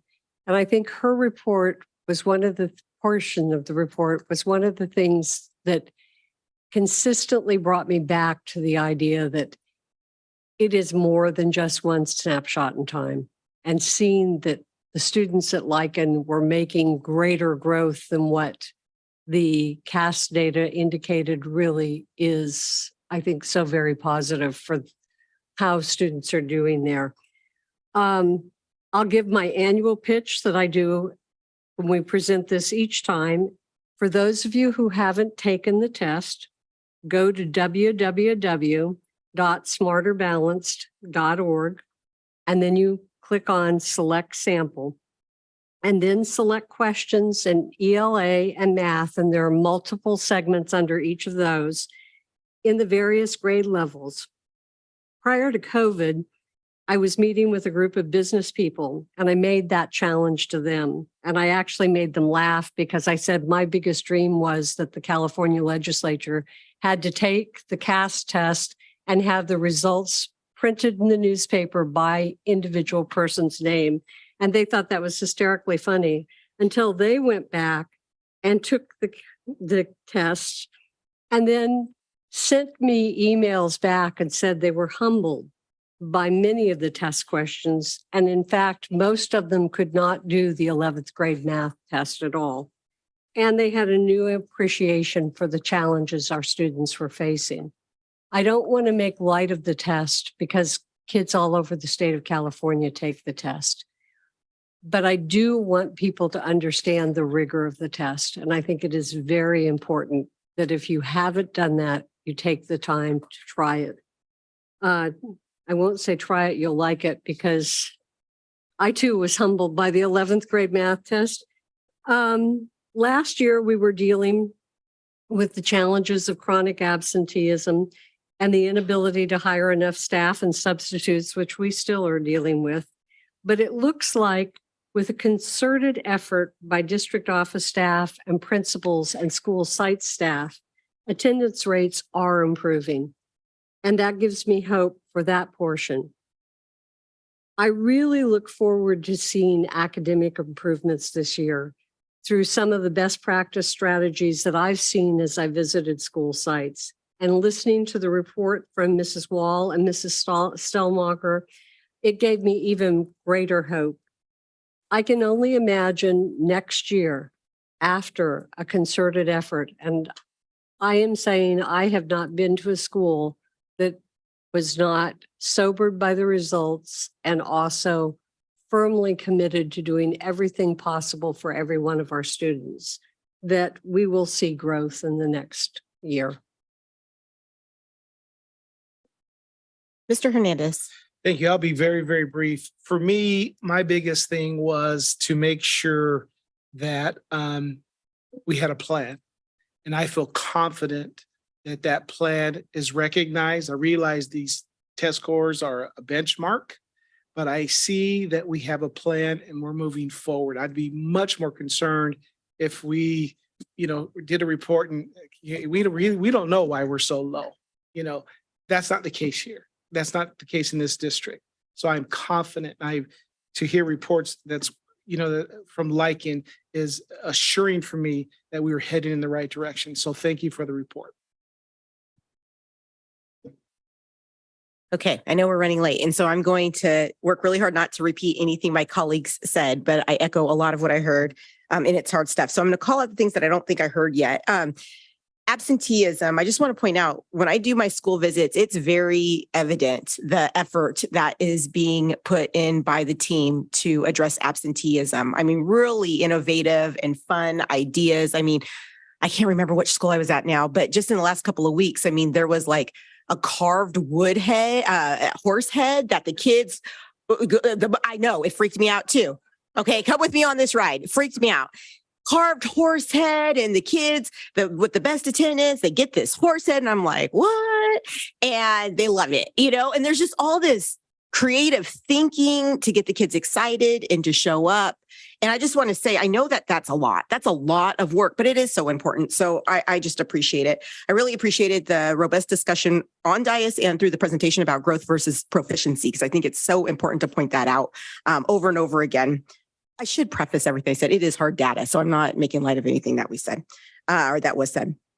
I really want to thank Roxanne and Beth. It's always a wonderful, I see you in there. It's always wonderful to hear from you two. And we've been hearing from you two a lot. And I know you have other jobs at your sites. So thank you. We do appreciate you.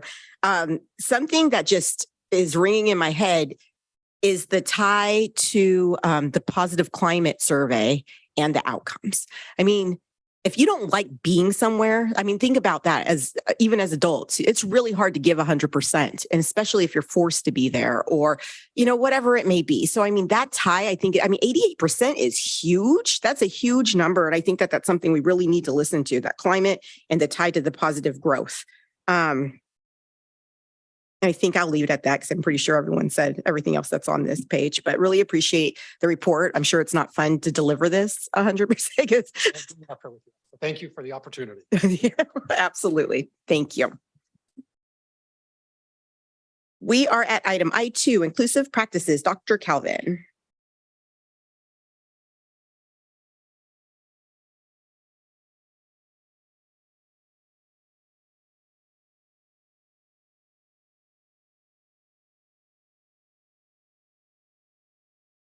Once again, good evening, President Creason, members of the board, Superintendent Bassanelli, and Ms. Cunningham. Inclusive practices mean that all students have access to programs and the opportunity to learn and grow side by side, not only in academics, but in extracurricular activities as well. It fosters a sense of belonging and reduces the risk of being othered, while at the same time making room for additional supports, accommodations, and modifications needed for individual students. Tonight's presentation will cover the mandates regarding inclusive practices, special education priorities, professional learning and collaboration efforts, and some of the challenges that we face.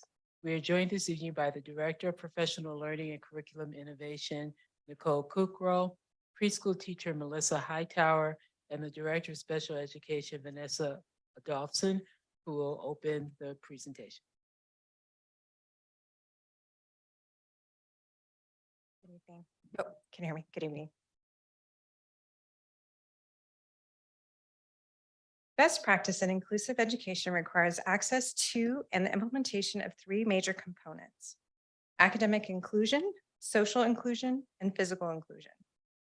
Inclusion in San Juan Unified involves supporting students with disabilities with their individualized educational goals. Our district offers supports and services based on students' needs and a variety of environments, from general education to a more restrictive environment.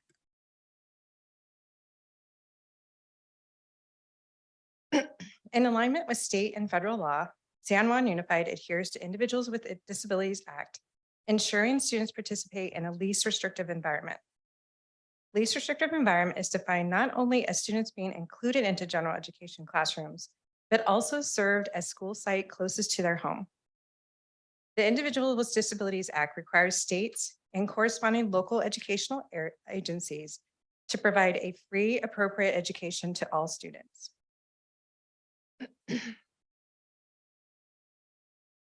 Special Education Annual Performance Report are a series of reports by California Department of Education that disseminates educational data and improve the quality of education for all students with the emphasis on students with disabilities.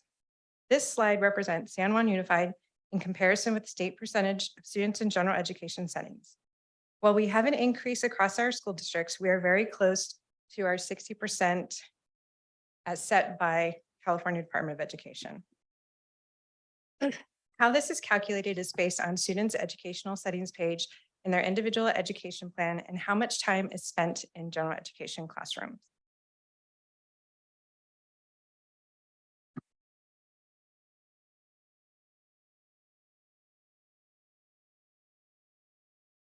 I apologize, the slide's out of order.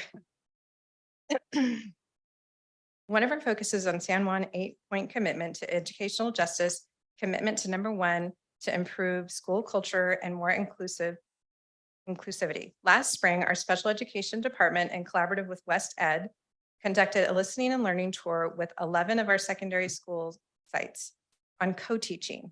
The listening and learning participants included general education, special education administrators, as well as site administrators, central office staff.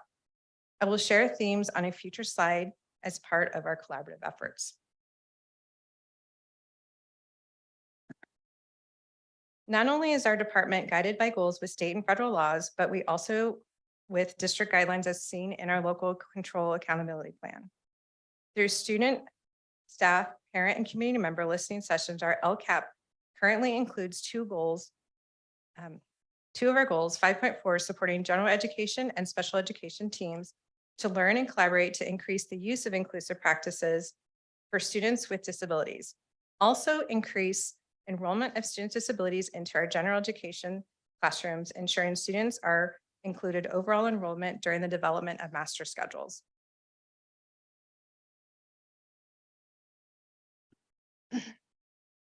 We are a single district special education local plan area.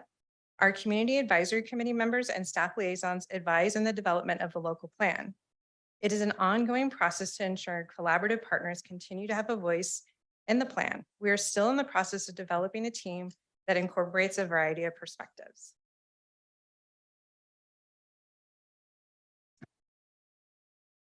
During the 22-23 school year, the special education department hosted a series of events to gather families and community voices. In the fall of 2022, we hosted LCAP listening sessions and a thought exchange reflecting on our LCAP goals and what our schools are doing to support students and families receiving special education services. In February, we sent additional thought exchange to include staff, parents, students, and community members to increase participation. Our top 3 thoughts from parents and community members were workload for teachers, inclusion at school sites, safety, and behavior. During our LCAP listening sessions from our students and families, bullying prevention, racism, inclusiveness, and cultural awareness activities, college and career assessment pathways, concerns with staff shortages, mental health supports, blended academic and social environments.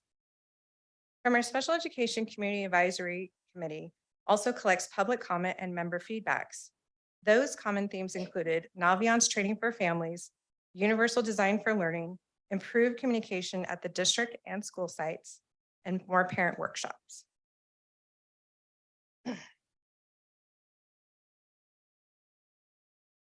Our collaboration with school sites also included the thought exchange with listening and learning tours at our school sites. Some of our common themes included each site with receptive to engaging discussion and exploring how they can be more inclusive in their practices. They would like more collaboration with departments amongst the level of engagement to explore how to improve inclusion and equity, make connections beyond special education department. They'd like more inclusive practices and connectivity to the work of MTSS and equity. Concerns with sustainability due to the limited system changes. A need for additional staffing and master schedule constraints at the secondary level. Ongoing training in behavior and social emotional learning. And again, workloads and case management.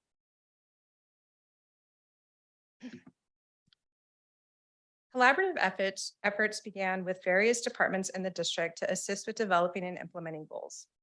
Our multi-tiered systems of supports, the Professional Learning Innovation Department, the Office of Continuous Improvement and Local Control Accountability, the Student Support Services provided feedback on the development of a robust professional development plan to support goals.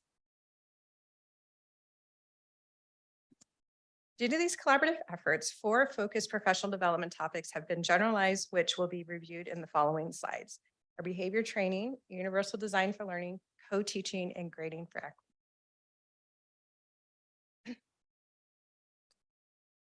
We have partnered with a company called Behavior Advantage that has over 20 years of experience in education, building capacity of individual and school sites to proactively address behaviors, challenges in the school environment. The focus of our partnership is to train school site teams on developing behavior to be able to teach new skills to students to support positive change. Behavior support strategies have been disseminated throughout the school district, including development of individual behavior plans with the support of school psychologists and our behavior specialists. In addition, some school teams have been trained to be able to support behavior. I would now like to introduce my colleague, Nicole Kukeral, Director of Professional Learning Innovation.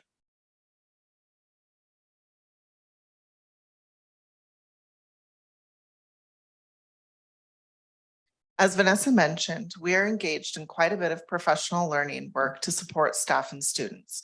In addition to the behavior advantage work, we have placed an emphasis on universal design for learning. UDL is an approach to improve and optimize teaching and learning for all by setting clear, rigorous goals, anticipating barriers, and proactively designing to minimize those barriers, When classroom instruction is designed with the principles of universal design for learning, more students can successfully access core instruction as their individual learning needs are met through multiple means of engagement, representation, action, and expression.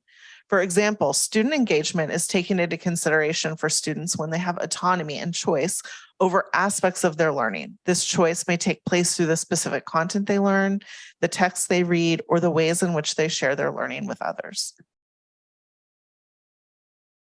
We have been working together in a multi-department and multi-site effort to expand practitioners' understanding of universal design for learning.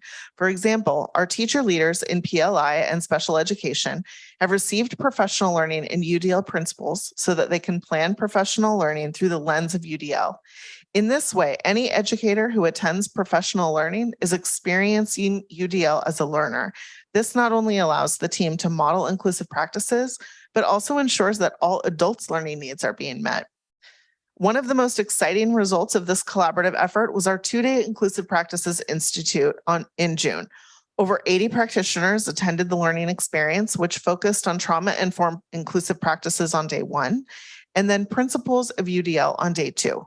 The feedback from the participants who completed the survey after the Institute indicated that the work was very well received.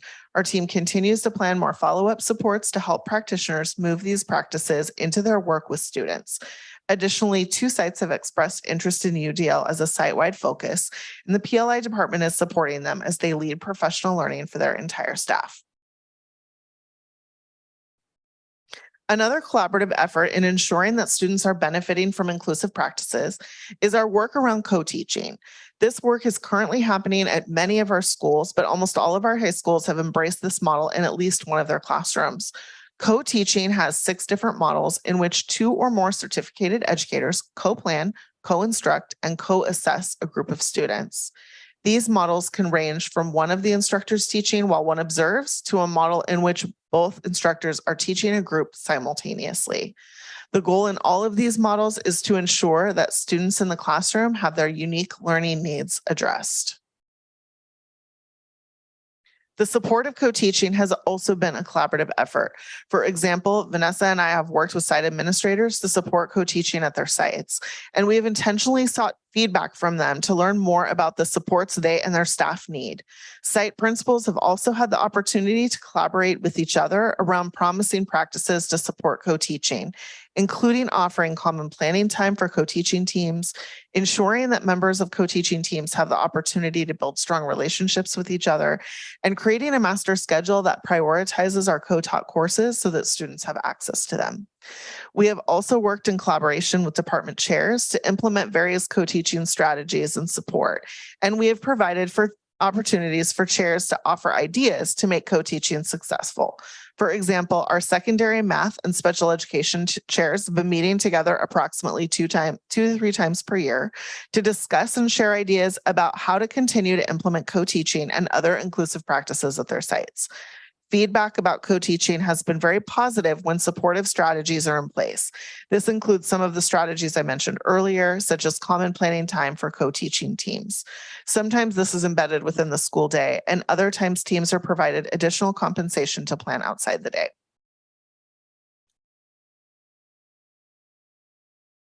Finally, the special education department has developed a partnership with WestEd, a professional learning organization, to facilitate opportunities for our practitioners to come together in co-teaching teams to continue to grow their practice. Another collaborative effort to support the success of all of our students is supporting the implementation of equitable grading practices.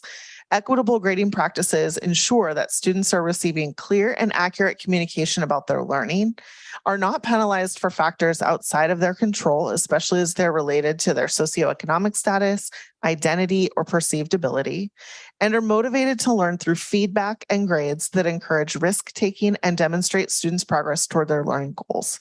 These practices benefit all students, but especially our traditionally underserved students, including students with disabilities. For example, when grades are accurate, they take into account students' learning after students have had many opportunities to practice and master their learning. Instead of entering a grade for every piece of homework that a student submits as the learning is still in progress, instructors emphasize targeted feedback to students without necessarily assigning a point value. An example of bias-resistant grading practice might be eliminating extra credit opportunities that require students to attend after-school events or donate supplies to the classroom. Finally, an example of grading practice that's motivational to students is the ability to retake or rewrite an assessment, such as a test or an end-of-unit essay. In this way, learning from mistakes is emphasized, and students always have the opportunity to improve. In order to support the implementation of this work, the PLI department has facilitated many rounds of a book study on the text Grading for Equity by Joe Feldman. Over 300 teachers have participated in this work, with some of those teachers going on to facilitate a site-based learning experience for their colleagues. For example, both Barrett Middle School and Mariloma High School have engaged in a teacher-led study of grading practices at their sites, and that work continues to grow each year as more teachers engage in this learning with their colleagues. We will also be working with the secondary division this year to determine the additional supports that sites need in order to continue to implement equitable grading practices. Finally, at least one secondary site is exploring equitable grading practices as their site's professional learning focus this year. Our team is looking forward to being a part of that work's evolution as the site continues to develop their practices in this area. We are pleased with this work's momentum, which is detailed on this slide. As we've implemented this work together, there have been 75 participants in the Behavior Advantage training, in addition to all site principals and vice principals, and over 80 attendees at our First Inclusive Practices Institute. In addition, 11 secondary sites are continuing to implement and expand co-teaching at their schools, and over 300 practitioners have participated in work around equitable grading practices.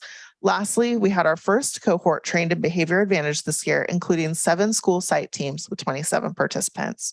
While we still have work to do, this data is indicative of our collaboration success, and we know that has even more potential. I would now like to invite Melissa Hightower, preschool teacher, to share some of the exciting work that's happening in the blended preschool program.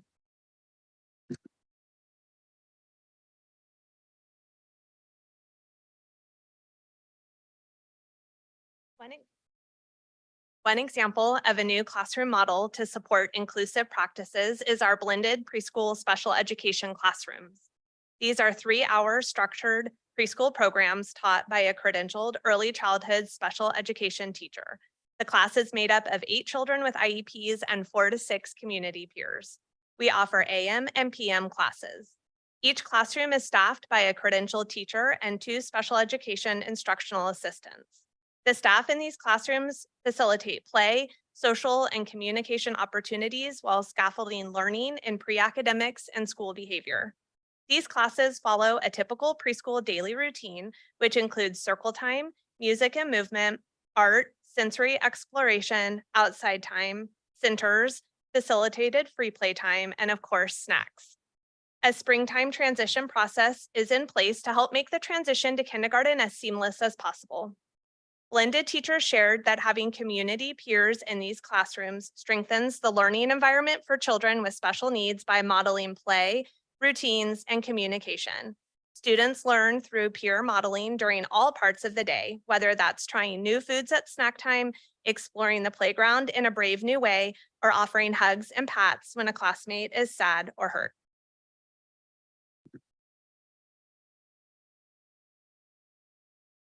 Preschool teachers don't do PowerPoints. Got it though.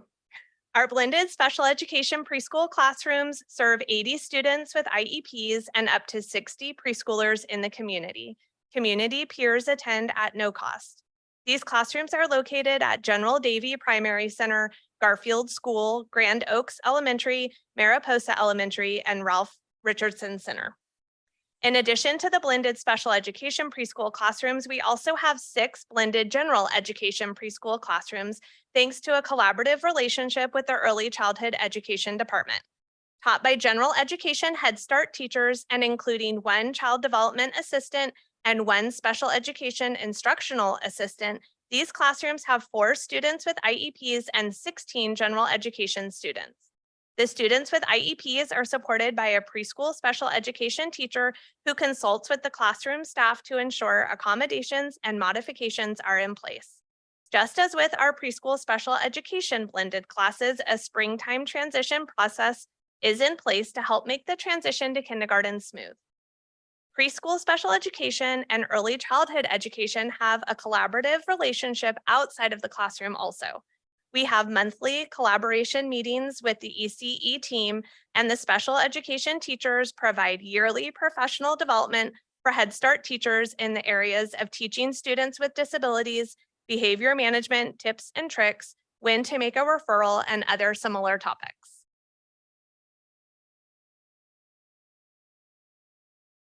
Thank you, Ms. Hightower. Tonight, you've heard about program supports. Tonight, you've heard about program supports, collaborative opportunities, and professional development, all geared towards supporting inclusive practices. But this work does not come without challenges. High on the list are the common themes that we heard while gathering input from staff, students, and parents, which include staffing shortages, teacher workload, and the need for additional strategies and supports. Some of our efforts address these challenges, and they include working closely with human resources to assist in the recruitment of personnel, establishing a task force charged with finding ways to address teacher workload, among other things, and training to help build capacity in a variety of areas. Next steps also include ongoing efforts to assist HR by reviewing job descriptions, aligning resources, and discussing possible hiring incentives. We are also continuing our efforts to collaborate and gather additional input from staff, students, and parents in order to ensure that student needs are being properly addressed. And that marks the end of our presentation. We'd be happy to address any questions that you may have. Thank you so much for the report. We do have public comments for this item. Ms. Rye, can you please facilitate public comment? Of course. Thank you. Our first public commenter is Ryan Digman, followed by Benjamin Hesh. Hello, I'm Ryan Digman. I'm a father and also the chair of the Community Advisory Committee for Special Education. In our district, as in many others, there are significant barriers that hinder students from accessing the inclusive education they deserve. These barriers are often include limited resources, outdated facilities, and a lack of trained staff to support students with special needs. As a community, we must acknowledge that these challenges are very real and need to be addressed urgently. Inclusion is not just a buzzword, it's a fundamental right for every child. Inclusive education benefits not only students with disabilities, but also their peers by fostering empathy, understanding, and a sense of belonging. Parent voice and involvement are vital components of the education system. When parents are active partners in their child's education, we can bridge the gap between home and school, ensuring that the individual needs of each student are met. A family-centered approach in school communication ensures that parents are not just informed, but also engaged in decision-making processes that impact their child's education. Currently, families in our district are facing significant issues with the IEP process and inclusive practices. The IEP process is overwhelming and families struggle to navigate the complex system. Now I'd like to pose a question for each of you to consider: what does inclusion mean to you as administrators compared to what it means to students and families? How have you explored this question before? I believe that administrators and students and families may have different perspectives, and it is crucial that we align these perspectives to ensure true inclusivity in our schools. In closing, I urge the board to prioritize addressing these barriers, helping teachers, strengthen parent involvement, and enhancing training mandates for educators. By working together, we can create a more inclusive and equitable education system that benefits all students in our district. Thank you. Thank you. Next, we have Benjamin Hesh, followed by Marcia Hesh.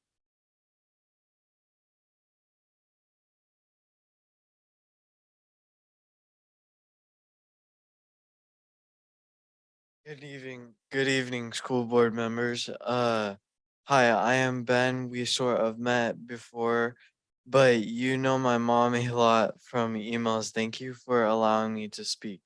I want to share my thoughts how we can consider more inclusive practices to kids with disabilities like me.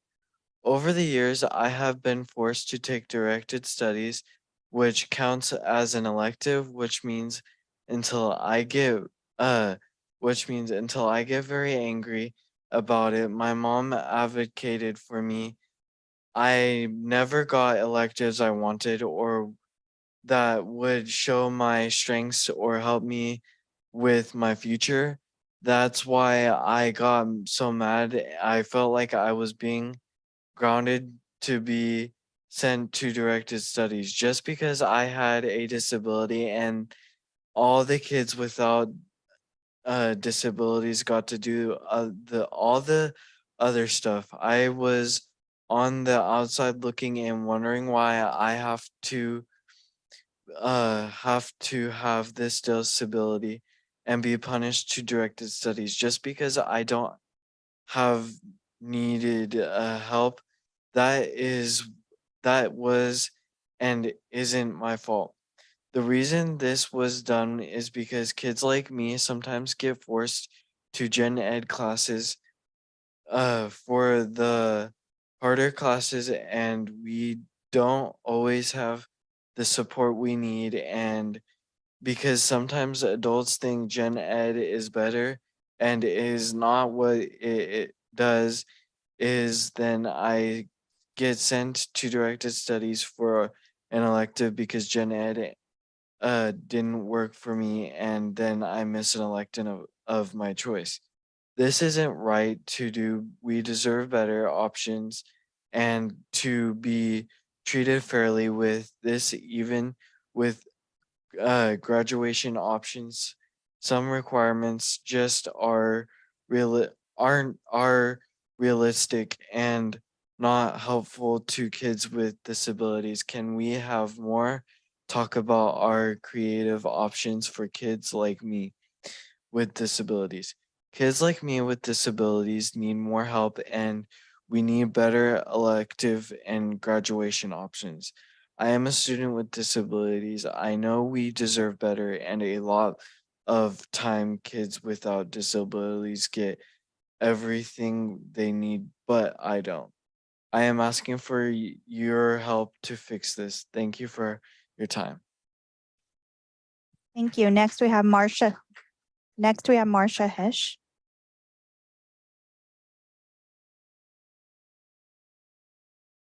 Good evening, board. You just heard from my son. As hard as it was for me not to stand by his side and support him, this is his voice. This is his struggle. He walks on campus. What you heard in his fluency in reading has taken a lot. I have paid personally for a lot of extra outside help, yet the data that I bring into IEP meetings gets rejected. He's an 11th grader. Some of the data is missing about our disabilities with children. And I want to really challenge this board to ask hard questions, ask for harder data. I am thankful for a conversation I had with Deborah Calvin yesterday, where I feel like for the first time, despite you guys know my really clear emails, that's a step forward.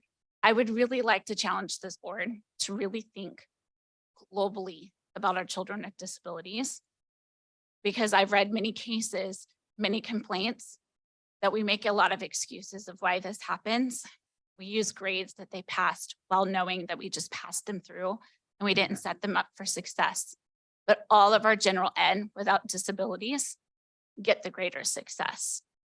I looked at a report where the labor department said our children with disabilities have only an 18% success rate in the workforce. That doesn't align with the data that is presented. And I really want to challenge the board in this district to look a little deeper in how we can support our children with disabilities. Thank you. Thank you. That was our final public comment. Thank you so much. Comments, questions from the board? Mr. Avey? Sorry, I'm always the one. Thank you for the report. I do have some questions, but I did want to highlight the blended preschool, blended environments. I'm a big fan of those programs. I spent many of my formative years in blended environments, and I can honestly say it had an impact on who I am. I probably benefited from it more than anybody else. So it's a great program. So one of the things that I've heard from parents since I got on the board, and even before I was on the board privately, and just folks talking about their experience in schools, there seems to be a consistent theme that parents don't feel a part of the IEP team. And I think as we're talking about inclusivity, I think that's something that we have to highlight, because even in this, we were talking a lot about practitioner training and schools training. And I understand that, because part of that IEP is helping, teachers understand their role in it. But I think it's just important. We have to consider that families are a part of that IEP team. They're kind of the foundation of that team. And so as we start looking at how are we actually doing our trainings, I would encourage you to look at who are those parents that are involved, and how can we provide resources both passively and actively, right? Like universal design framework. I would love to learn more about that. And so where can I go to see what the universal design framework is for the district? I know it's individualized based on classes, but I'm guessing there's some sort of architecture or curriculum that goes with it. And that's something we could share with parents so they can understand what's going on in a classroom. Because I think I heard Dr. Calvin use the term othering. And I think sometimes parents feel othered. I mean, I hear them use the terms, I'm on the other side of the table, right? That's not a collaborative term. So I just wanted to raise that because I do hear that consistently. And I hope that that's something we're actively working to address. I know that we do have our parent nights. We called it Meet the Teams, and we often had themes. And one night UDL was a topic, one night Naviance was a topic. So we do have informational meetings for parents, and we are also doing some work this year in collaboration with the FACE department. So we're trying to increase our opportunities to meet and greet and talk with the parents about programs. Ms. Viescas. Thank you for the presentation. I have one quick question and then just a comment. First, thank you for the background on UDL and on the blended preschool in particular. Look forward to the hearing updates on how that's going. I just want to clarify on slide 16, the co-teaching model. These cute little diagrams look great, but I want to make sure that my awareness is correct in that we don't have the fortune of having 2 teachers per 16 kids like this little diagram. It is 2 full classrooms that are kind of brought together with teachers that are collaborating in to meet the instructional needs throughout the day. So like if this little diagram were to be right, we'd probably like double the amount of kids in the class, right? We actually do. In a co-taught classroom, there are two certificated educators with a max size of 36 students. Okay, so it is the one max size classroom with 2 kids or Exactly. 2 teachers, certificated teachers. Okay, That's great. correct. See, I wanted to make sure that 36 is still a lot. Like, and I say that, but also I do think that leads me into my second comment, which is that full inclusion requires 2 things that we don't have right now, which is smaller class sizes to actually meet the needs of every single one of our students. But in addition to that, highlighted on the challenges slide on 23 is staffing to meet the program needs. If we could just like make that the whole slide, for me, that is square one in terms of the challenges, because inclusion without the appropriate staffing to meet the needs of every student is not really going to meet the goals of inclusion. And I know we as a system know that. I know we are all aware of our staffing challenges that persist and kind of affect a lot of the different programs we are implementing and are tackling right now. But I just want to kind of like put an exclamation point on that. Until we're able to truly meet our staffing needs in this area, full inclusion will not be met. And so as a conclusion of that, I fully will continue and have supported, whatever we have to do. There was conversations around creative hiring options, et cetera. And I just want to register my full support for that, because that is absolutely like keys, step one to really fully realizing full inclusion for our students. Ms. Krupchak. I have quite a bit of questions, so please bear with me. On slide 8, when you mentioned some of the items that came out of the Community Advisory Committee, one thing that was mentioned was Naviance for families, and I haven't heard of families being a part of Naviance. So could you share a little bit of what that would look like? Certainly. We had Tracy Locke come out and do a demonstration for our families on a Meet the Teams night, just so they can see on the other side. So high school students have Naviance. What we're working with is ensuring that we're creating those 4- and 6-year plans for our students' disabilities, so that our own courses are also included in Naviance, so that families can see that. There is my understanding is there's a parent portal access so that parents can see what students are doing when the counselors go out. This helps all of our students participate when the counselors are doing the presentation. So this gives just families a chance to see what's happening on the Naviance side, so they can see their students. Okay, so it's more as a viewer than a active participant for the parent. Correct. Yes. Okay. Naviance is a tool for our students. Thank you.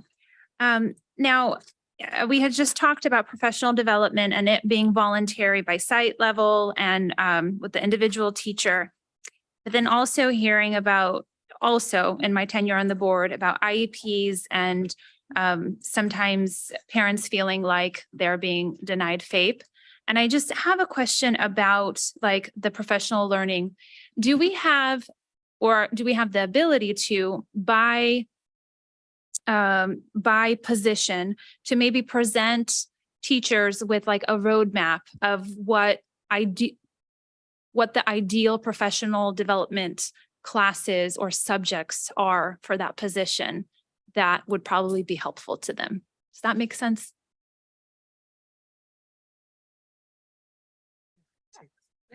Thank you.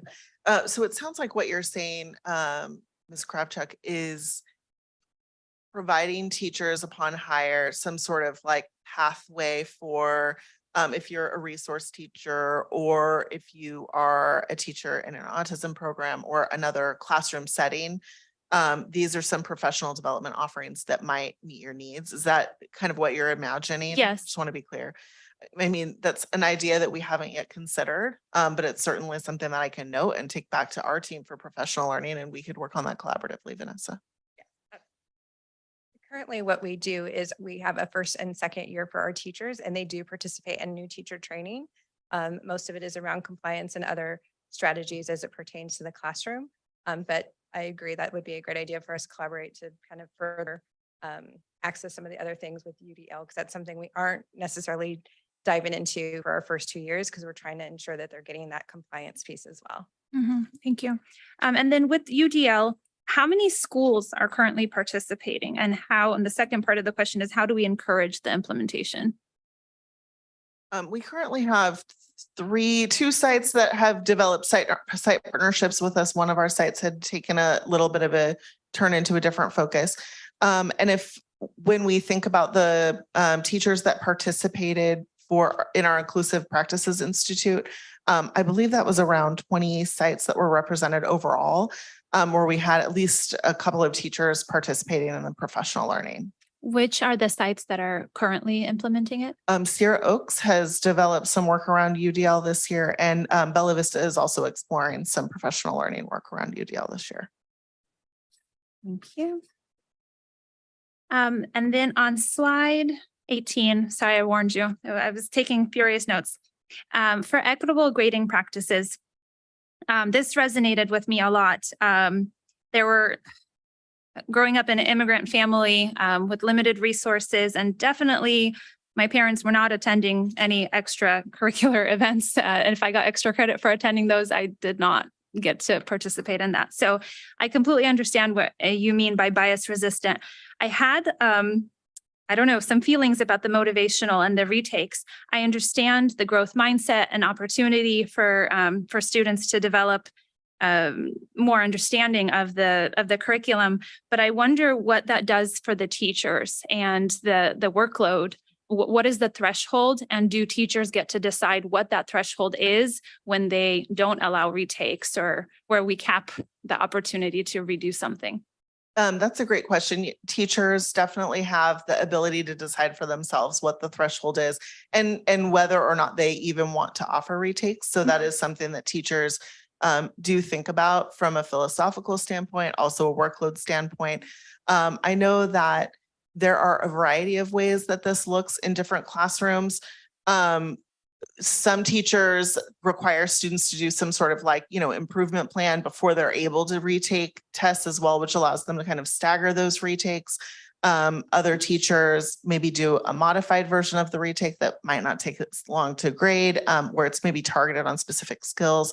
So there's certainly a workload implication for retakes that some teachers choose to embrace, and others may choose different strategies. I will also say that there are other trade-offs with equitable grading practices that reduce the workload. For example, when you aren't grading and entering every homework assignment, that saves a lot of time. I can speak from personal experience as a classroom teacher engaging in these practices. So there are definitely ways that you can, as a teacher, save a lot of time. And at the same time, our teachers are professionals, and they're making decisions that they believe are best for themselves and also their students. Great, thank you. That's a lot more information. And do we have enough data so far with the equitable grading practices to see if there's a correlation, like the CASP with content mastery, and being able to see that on some sort of whatever, whether it's iReady or CASP or another metric? That is not yet a kind of data crosswalk that we've done, but I think that that's a really interesting idea, and I can certainly take it back to the team and we can talk about exploring that a bit more.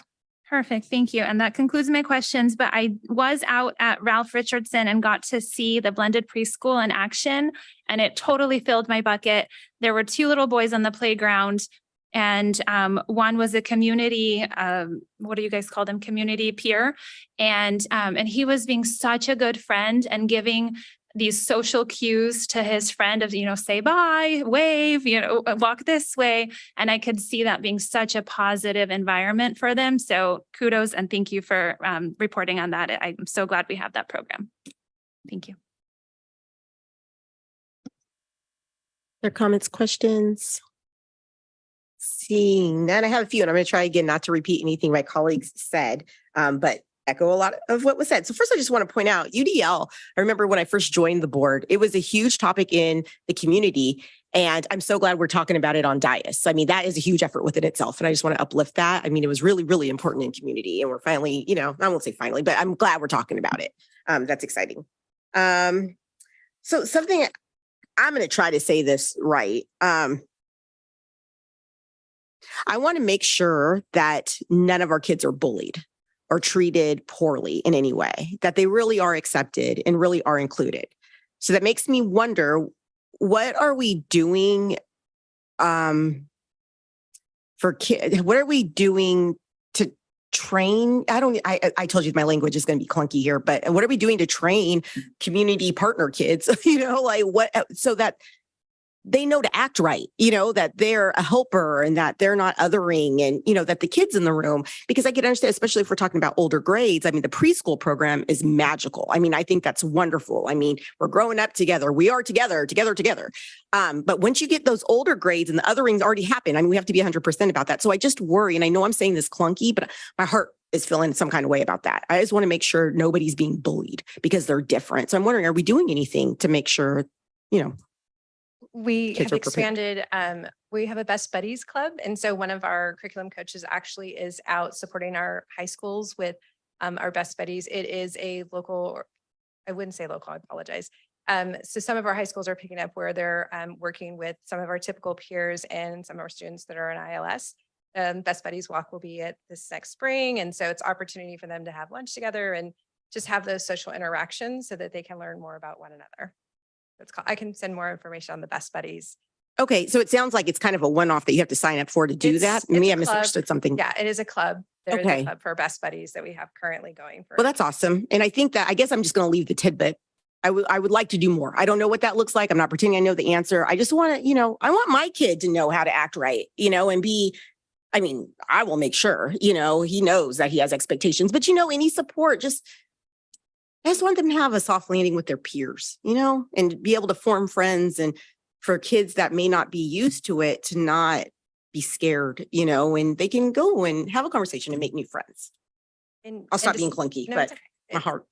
In December, we also have Inclusive Awareness Week, which we send out information for our school sites to participate in activities and do things on campus and how to be inclusive for all students. We do that as well.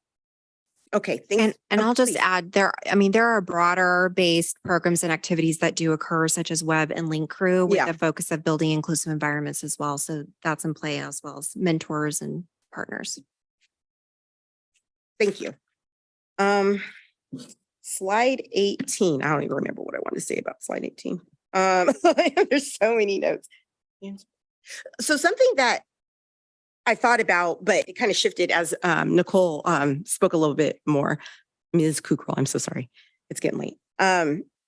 About the retakes and how, some kids can do it, but then some can't. And so I'm just going to throw out there is that I wonder about the equitability, if that's equitable, right? If some can and some can't. And then I also wonder, do kids kind of know their rights? Like, do you know that you can go do that? I just wonder, because I happen to know they don't, or they forget. Because I remember being at back to school night and getting the whole download.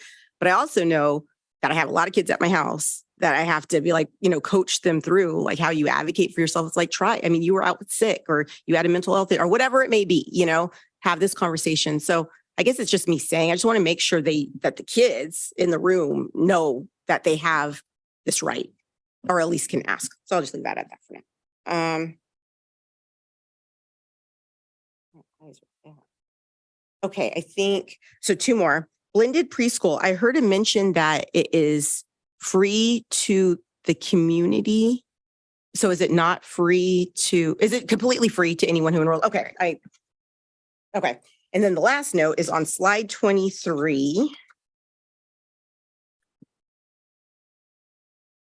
So I appreciate this slide, really calling out the challenges and the strategies, but I wanted to call out a strategy that I think folks may just want to know about, is that there is a collective task force in special education to strengthen the program. And I think that needs to be its own little separate slide, and that's a whole entire thing.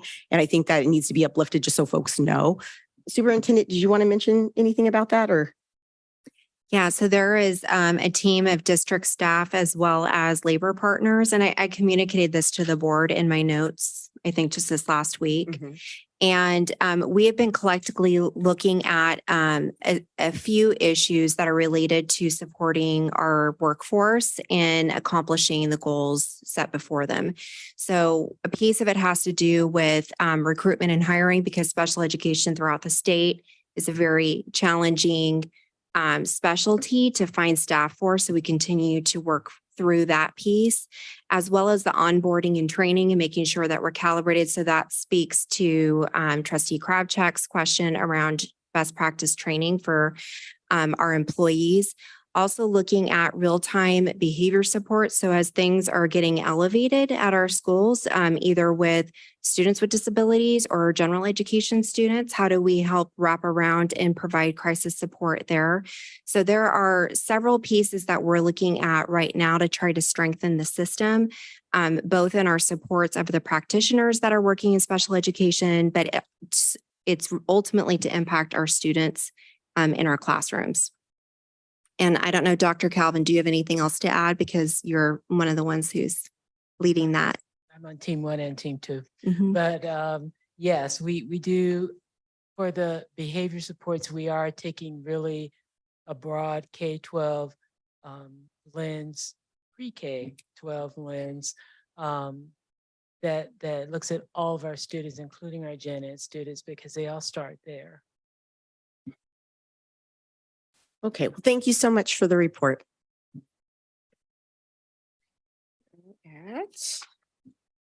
We are at item I3, Arcade Fundamental Middle School Lease Amendment number 6. Mr. Camarda.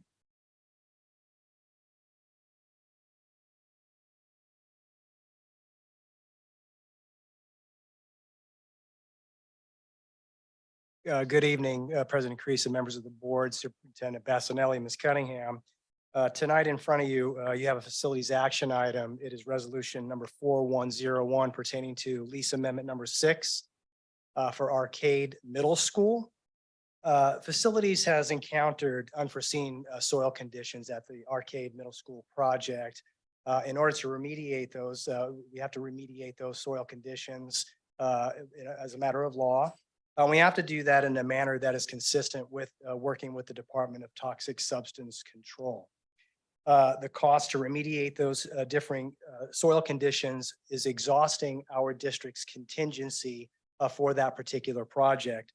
So we're asking the district asking the board tonight to take a look at we're asking the board to take a look at the district contingency and to approve over $1.2 million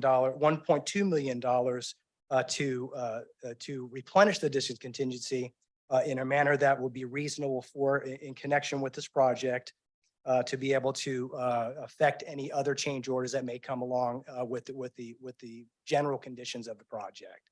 I have Director with me, Director Arps with me tonight, and he can talk a little bit about the types of things that are going on to remediate the soil conditions, or talk about the partnership that we've had with the Department of Toxic Substance Control in affecting the remediation work for the soil conditions.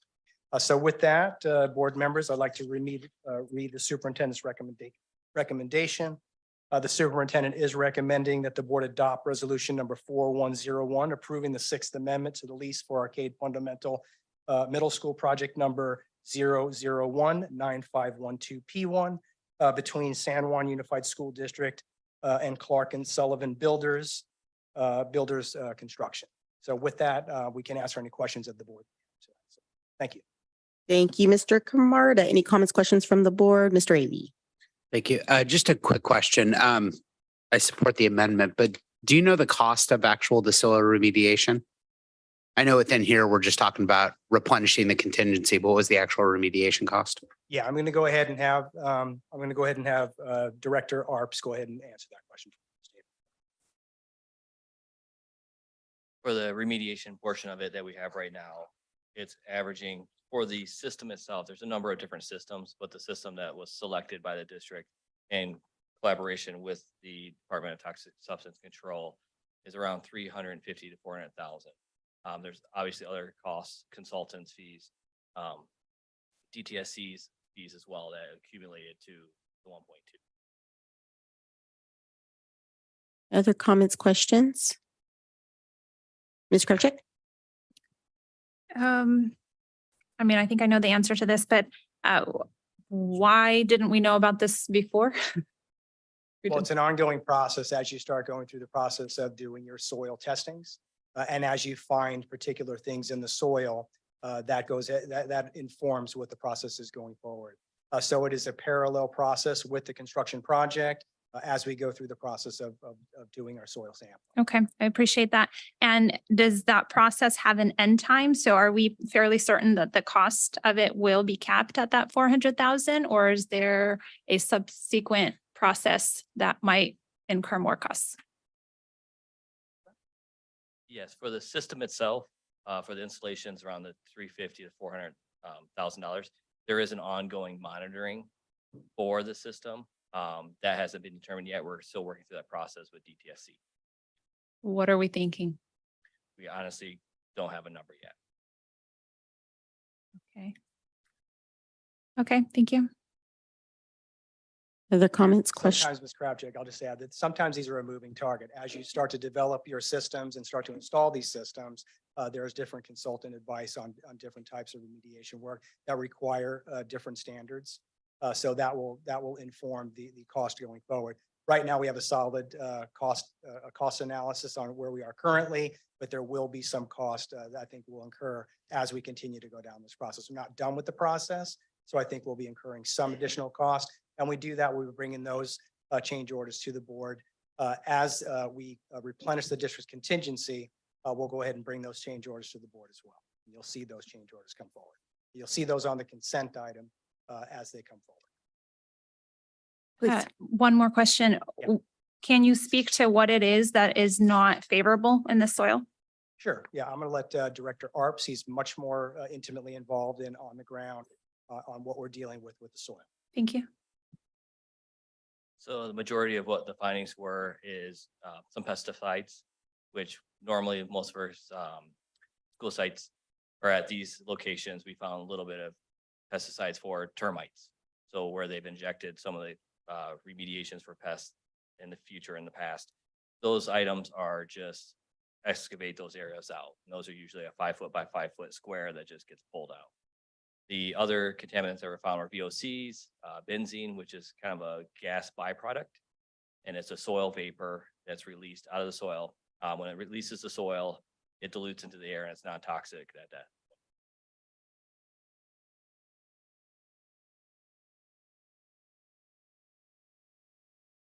Did that answer your question, Ms. Kravchuk? No rush. I was gauging. Okay, so I understand the reason to, for the contingency to be expanded. You probably need an answer sooner rather than later. Just wondering, and this is also speaks to my own lack of asking, but why, is there not like a report or something that you can share with us about the soil and the probability that we will be able to excavate all or most of it, you know, what the standards are in California, things of that nature?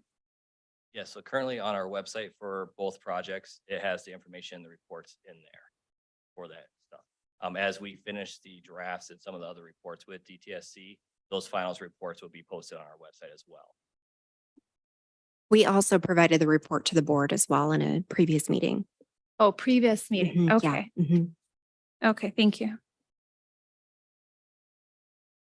Sorry, when was that? I don't recall that. I don't recall the date, but I can look it up and send it to you. Okay, thank you. Kravchuk, if you'd like a full report of the soil's conditions, we'd be more than happy to give that to you. Okay. It is public information. It'll detail the types of soil conditions we're dealing with. The primary ones, like Mr. Arps had mentioned, is benzene, which is a byproduct of petroleum products, pesticides like herbicides and those types of things to treat termites and to also spray for weeds and those types of things. And also caulking type of things for window caulking. So these are things that have been, the site's from 1938. It's a very old site. And some of these are some of the things that have been just part of the soil conditions. But those are the three main areas that we're dealing with right now in soil condition. But there's a full report that our consultants have provided through soil testing. There's been many samples that have taken of the soil and also air samples as well. And all those are publicly available to anyone that wants to view those. And you're more than welcome. And we can send those to you so you have a full understanding of the soil conditions that we're dealing with at this site and also the Catherine Johnson. Sounds good. Thank you. Ms. Viescas. I'm fairly certain that we reviewed the full report at our final meeting in June last time around. At least that's what I was able to pull up in emails, but we were provided the full email along with the remediation plan. Yeah, there's additional sampling and also the levels of the soil conditions as we continue to sample because they go at deeper depths and different locations on the particular property. So those things change a little bit, but we're still dealing with primarily similar conditions as you had received previously. Thank you. A request of mine would be if we are referencing information from earlier in the year, if maybe it could just be cited in the that cover page, that would be super helpful. Thank you. Trustee Viascas was correct. So it was June 27th at that board meeting. Other comments, questions? I have one. Okay, we have a motion. Mr. Hernandez moved, but before we continue, I just have, do I have to take a second? What's the, if I didn't do my comments yet? Okay, just move the motion. So Mr. Hernandez moved, made a motion to adopt resolution 4101. Is there a second? Seconded by Ms. Costa. All those in favor say aye. Aye, opposed. That was unanimous. Thank you. Thank you. Oh, can I just make my comment afterwards? Okay. Wasn't going to change anyone's mind on anything. You threw me off. Say it again. I'm late. If Right Legal's not here. Yeah, shh, don't tell her that. Okay. It's getting too punchy up here. I'm happy we found it. And I mean, yes, it's a big dollar amount we're throwing around there, but I'm glad we found it. We're going to remediate, and this stuff isn't going to be around our kids anymore because it is now. So We absolutely have a commitment to cleaning up the environment. And we've been working very closely with the Department of Toxic Substance Control. They're very happy with us, you know, as far as, you know, ensuring that we're providing a clean environment for our students. The new buildings will have the remediation type work. And I'll just give you one example of what that remediation looks like. So there is a soil vapor and an active ventilation system. So any soil gas that comes up from the soil will be dealt with a vapor barrier under every building. And that's the cost of this. That's why you're approving the cost of that and replenishing the distance contingency. And the active ventilation system will take those soil gases and push them outside of our building. So we're creating a much healthier environment. Our newer buildings are much more weather tight, much tighter. So any other conditions that we're dealing with as far as exhaust fumes and things like that. Our new building HVAC systems, our new building, like I said, our vapor systems and that active ventilation systems will create a much healthier environment for our students. So we're happy we found it. It is difficult to deal with. You have two public agencies working side by side, and sometimes those public agencies timelines don't line up well. It is a cost to the district, to the taxpayer, but I think it's something that's important to provide a healthy environment for students. So no, share that. no, I appreciate that very much. And we talk a lot about safety, and this is a safety issue. I mean, you hit like many, many points that are safety issues from the environment itself. I'm sure with the tighter windows and all that fun stuff, it's heat safety issues because Sacramento will get up to 115 again, and all the things. So I appreciate it. Yeah, much better, a much cleaner environment. And we also dealing with all the other hazardous materials, that the asbestos abatements and the lead abatement, caulking abatements with the old buildings. So we're committed to creating a healthy environment and cleaning up all of the hazardous materials that we can at each of our sites as we do these modernization projects.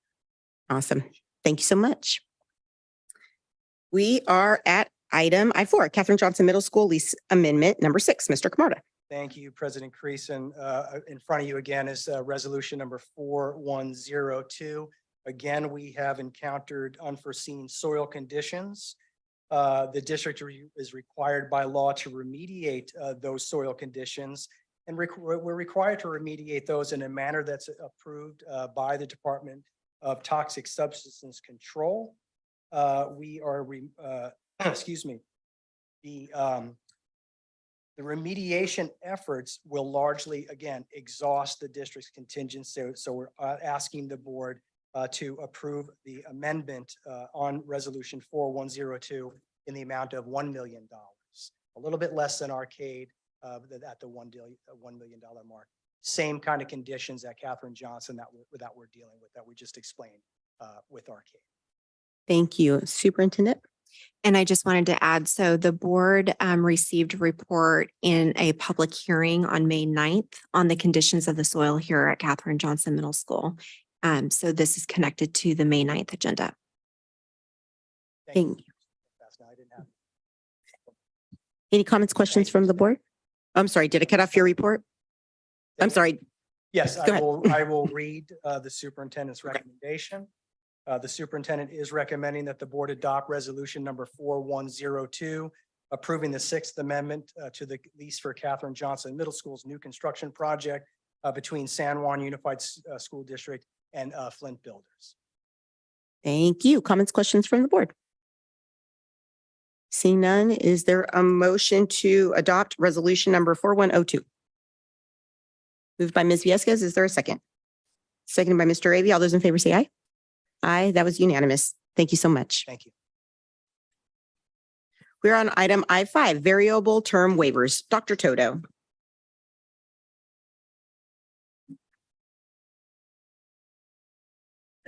Good evening.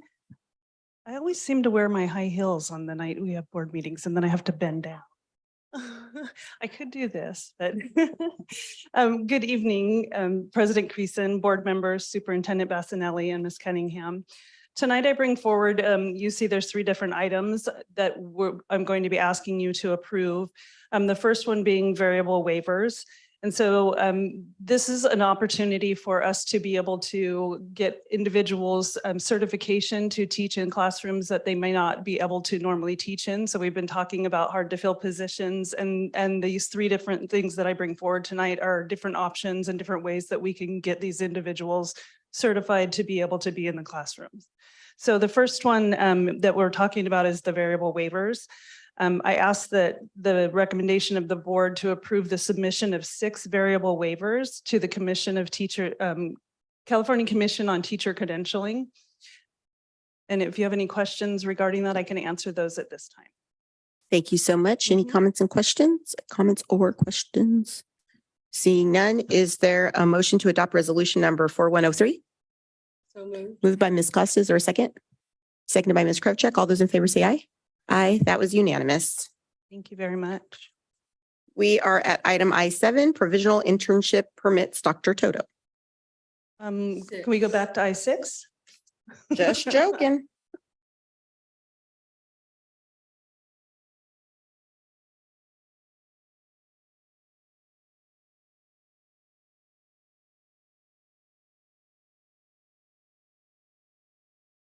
While we're waiting, Dr. Toto, it's Yes. great to see how the 6 people, one of those was an employee who worked in our, I think our pool cleaning.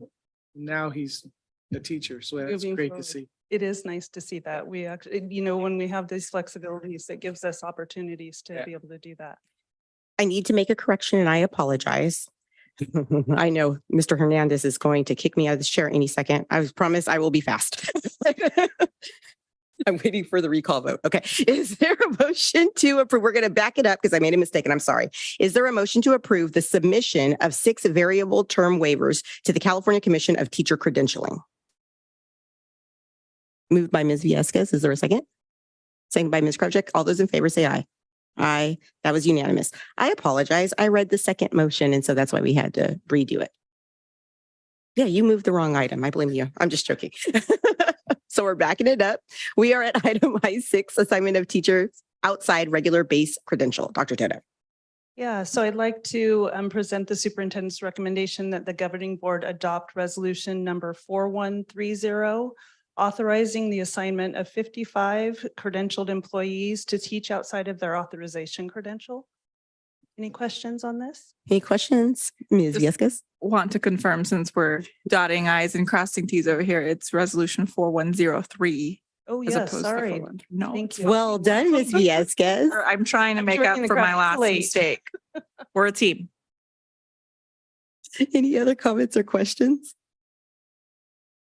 Ms. Krivchek made a motion to adopt resolution number 4103. Is there a second? Seconded by Mr. Hernandez. All those in favor say aye. Aye, that was unanimous. Okay, we can do one more, Dr. Cota. Right. We are at item I7, provisional internship permits. So lastly, I present the superintendent's recommendation to the governing board to approve the submission of 4 provisional intern permits to the California Commission on Teaching Credentialing.